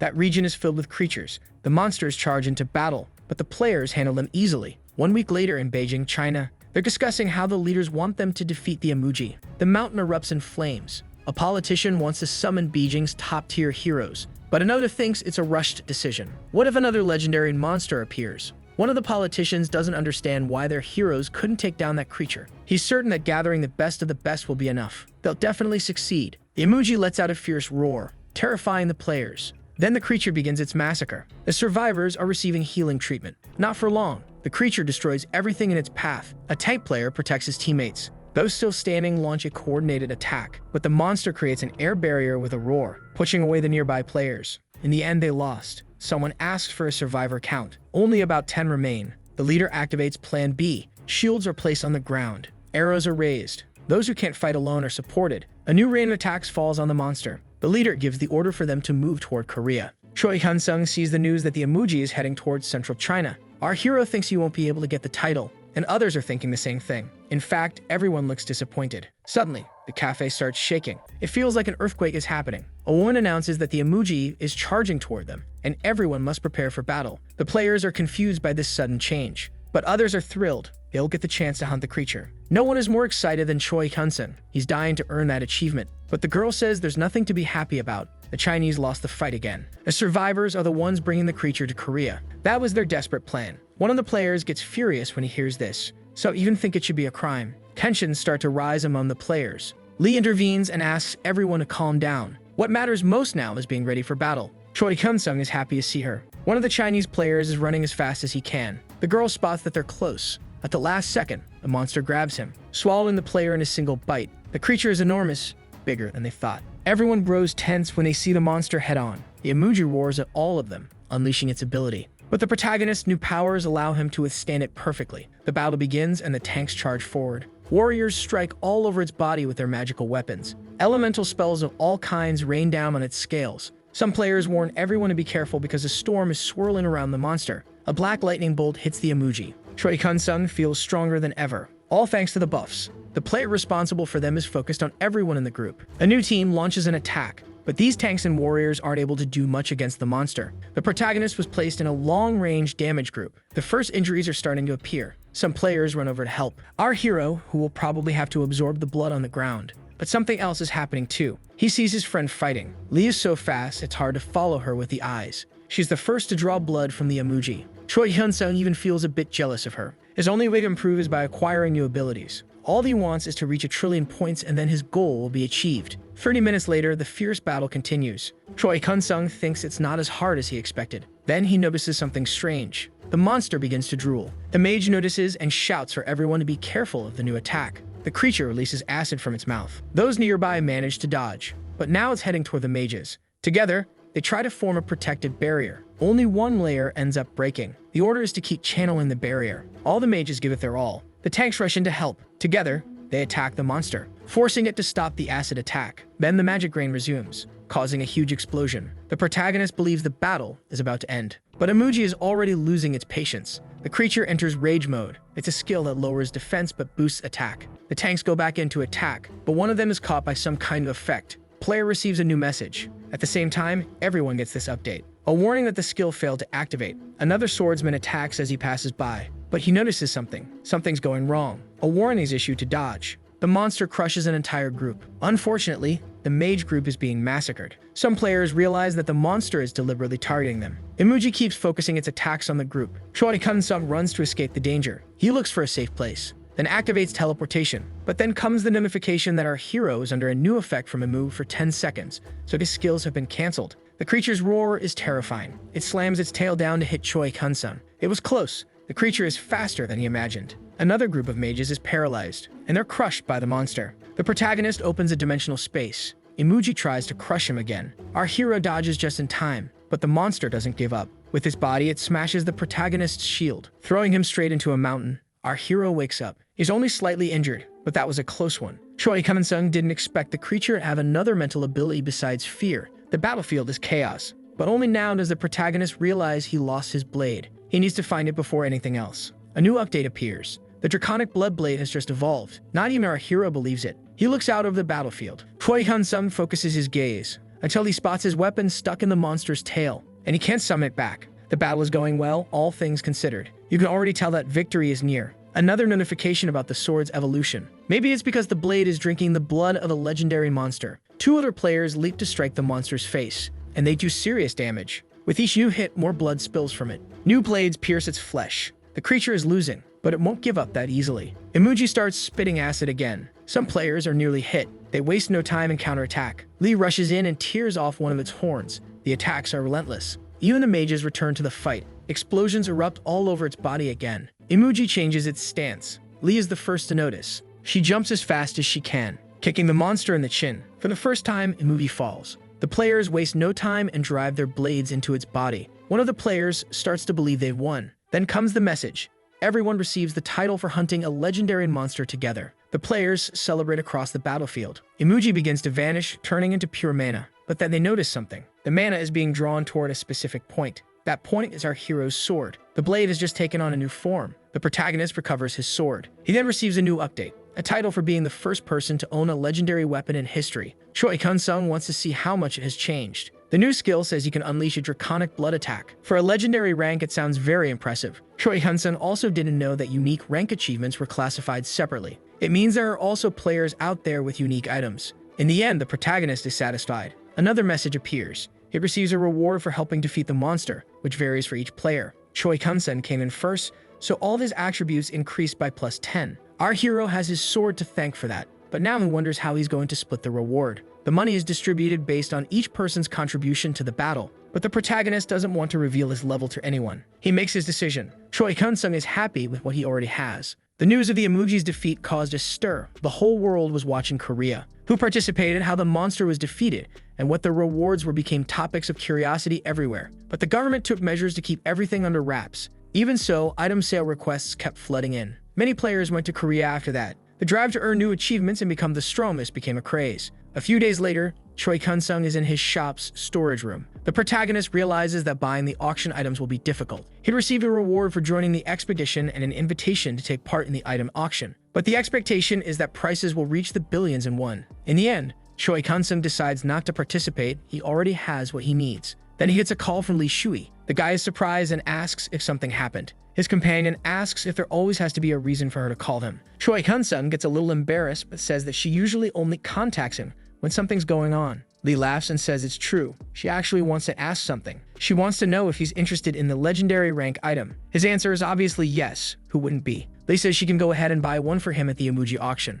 Choi Hyun-sung asks if she wants something in return. And of course she does. She makes that clear. And it's not hard to guess what she wants. The slavery contract, as Choi Hyun-sung calls it. Lee explains that the government is going all in to acquire the emoji items and probably no player has more money than they do. But the protagonist finds that strange because only those who join the expedition can take part in the auction. That's why she's talking to our hero. Only the two of them who fought the monster are part of the association. Choi Hyun-sung then asks why she doesn't just buy all the items. Lee replies that she would, but one of the abilities is more compatible with him than with her. Because of that, the protagonist wants to see the items first before continuing the conversation. She says that everyone will only get to see auction items one day in advance. It's definitely a very short time. Lee explains that the government is afraid that if they reveal what's up for sale too early, someone might try to steal it. The protagonist bets that's already happening, but he decides he'll only make a decision after seeing what's for sale. Lee promises he won't regret it. A few days later, Choi Hyun-sung is holding the list in his hands. The name is Dark Dragon's Pierce. It has almost no side effects and is a skill that basically controls a black lightning bolt freely,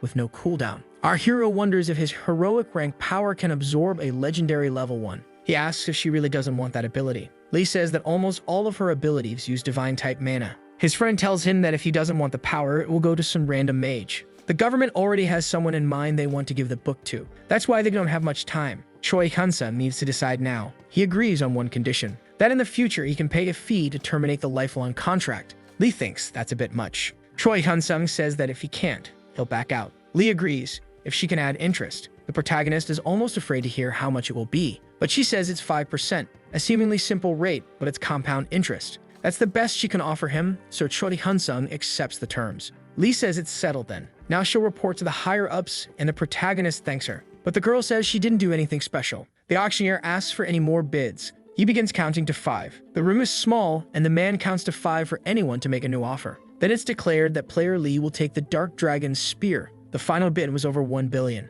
It was more competitive than expected. Choi Hyun-sung can't imagine a player having that kind of money. Apparently, there are some corporations backing certain individuals. A skill book and the weapon together total 2 trillion. Now it's time for the final item. A staff member brings it to the stage. The book with the Fury of the Dark Dragon. Later, the protagonist is alone reviewing his contract. Maybe a bit of regret is setting in. The debt he has to pay reaches 1 trillion. With compound interest, he might actually stay tied to the association for life. Lee is facing another problem. The first conquest message didn't show up as she expected. She believes something is off. During the expedition, the title for being the first person with a historical rank didn't appear, and she came in second in contribution. Also, no one revealed who placed first. When she hunted the first heroic monster, it was different. They managed to record who ranked first. Lee received the achievement of being the first to gain something of that rank. Unfortunately, she just didn't receive the titles because she didn't have the right accessories, but she thought it would be the same this time. Unless someone had already killed a legendary monster before, Lee can't understand what's going on. She wanted this so badly that she had those items sold at the end of the auction. Sadly, she feels like a fool.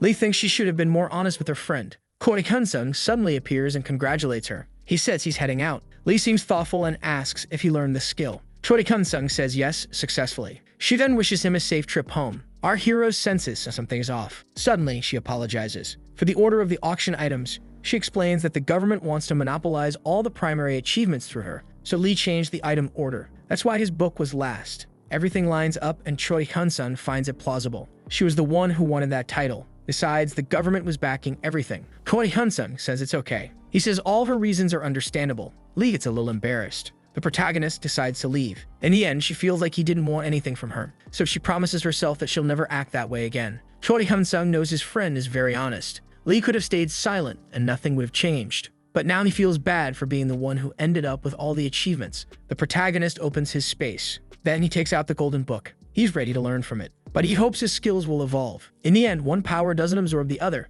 It fuses with it. Later, he'll receive the title of the first to learn a legendary rank skill. Choi Kun-sung believes joining the expedition was the best decision. Just from the titles, he earned 450 points, and a crazy new skill he's eager to test out. A black mass of energy covers the battlefield. The monsters are obliterated, and the ones left charge in. Choi Kun-sung raises his hand, then uses his new skill. Nothing is left around him. Truth be told, it was much faster than he expected. The creatures flee in vain. They are all wiped out. Choi Kun-sung wants to find a bat-type dungeon. He starts thinking there might be a decent spot nearby. His leader sends him a message, asking him to return. He wonders if something happened. When the protagonist calls, she says he probably just came out of a dungeon. Lee wants to know if he has any intention of hunting in the northern area. The leader explains that there are very few people in that region for the lower-level zones. She wants to know if he can help. The payment is double that of the emergency team. But he knows no one wants to take that job because players usually don't level up by hunting easy monsters. Choi Kun-sung agrees to help willingly. Lee is genuinely thankful and says she'll send a helicopter to pick him up.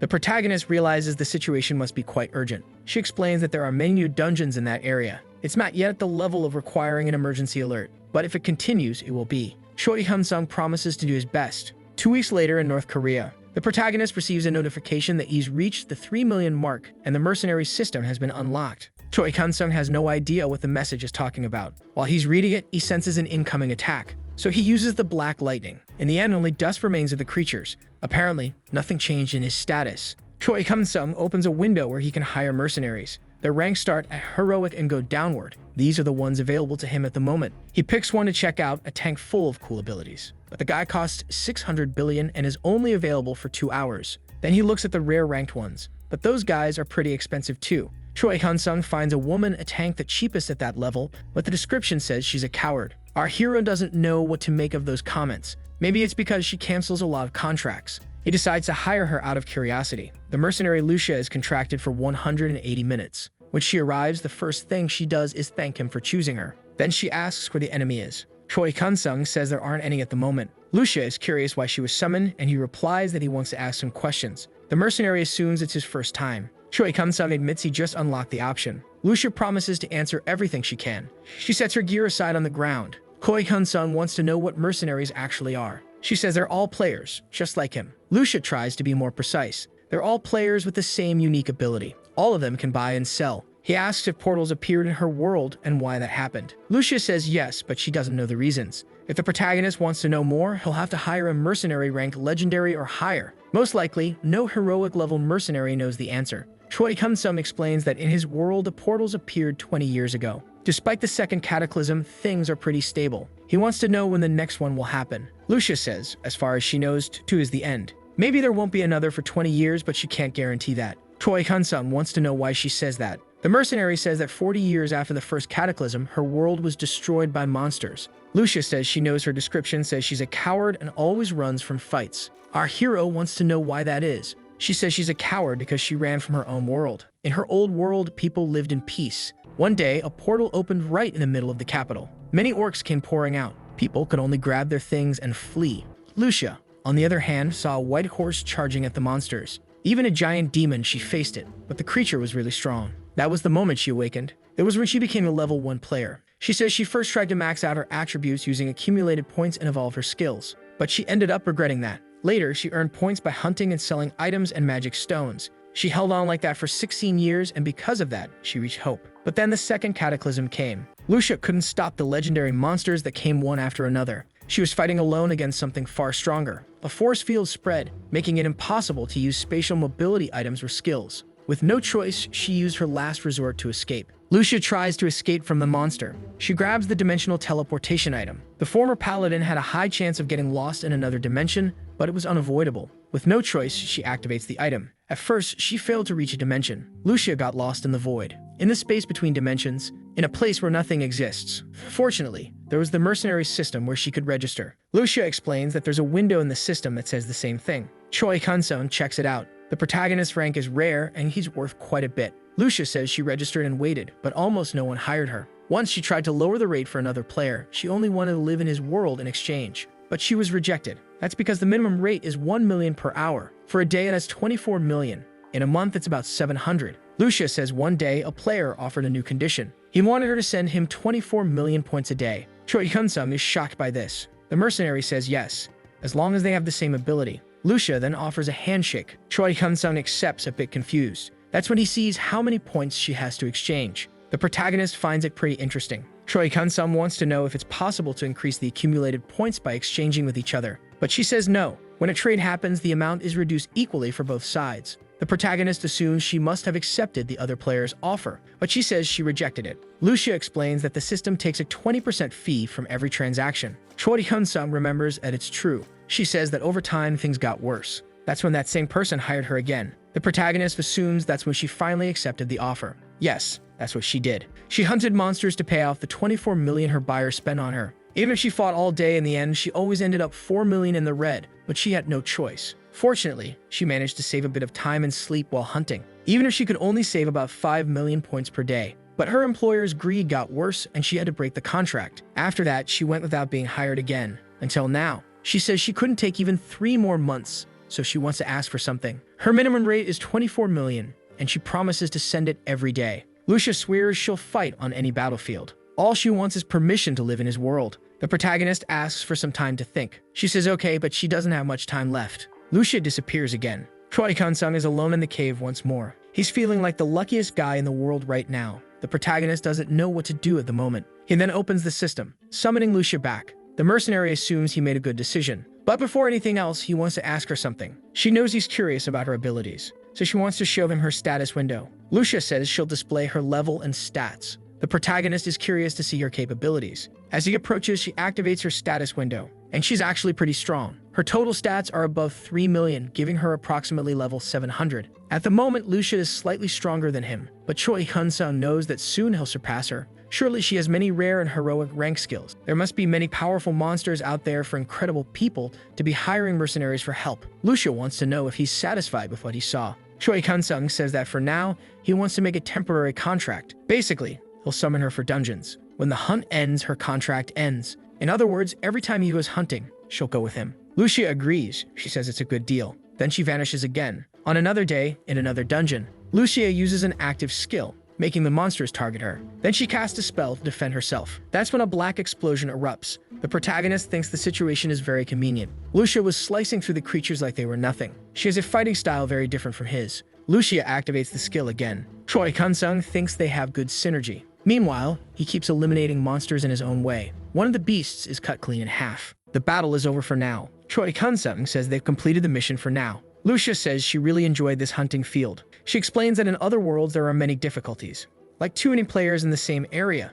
In addition, the hunting fields had noble owners. Adventurers had to pay high fees to enter. This even raises a doubt in her mind. She starts to wonder if the protagonist is a monarch in this world. Choi Kun-sung says it's just his job to clean up this region. Lucia is happy to be useful. Our hero says he'll call her again then. Once more, she vanishes before his eyes. 1 week later, Lucia says she's accumulating achievements at a very fast pace. She was earning 10 million points a day hunting. Now she's earning 3 times that, reaching 300 million per week. The protagonist is happy to see her like this. Lucia is very satisfied with her achievements. He, on the other hand, is starting to feel bad for earning hundreds of millions a day through electronic gear. The mercenary comes over to him. Lucia would like to ask him a question. She noticed that he also knows how to fight in close combat. The mercenary wants to know if he plans to keep mixing both fighting styles. The protagonist says yes, absolutely, that's his plan. But she says he's never truly learned real swordsmanship. He admits he only knows the basics. In that case, she recommends he hire a swordmaster and truly learn how to fight with a blade. Choi Kun-sung asks why she says that. Lucia says he's too stiff and he can't afford that kind of flaw. Because against humanoid monsters ranked heroic and above, his attacks won't work.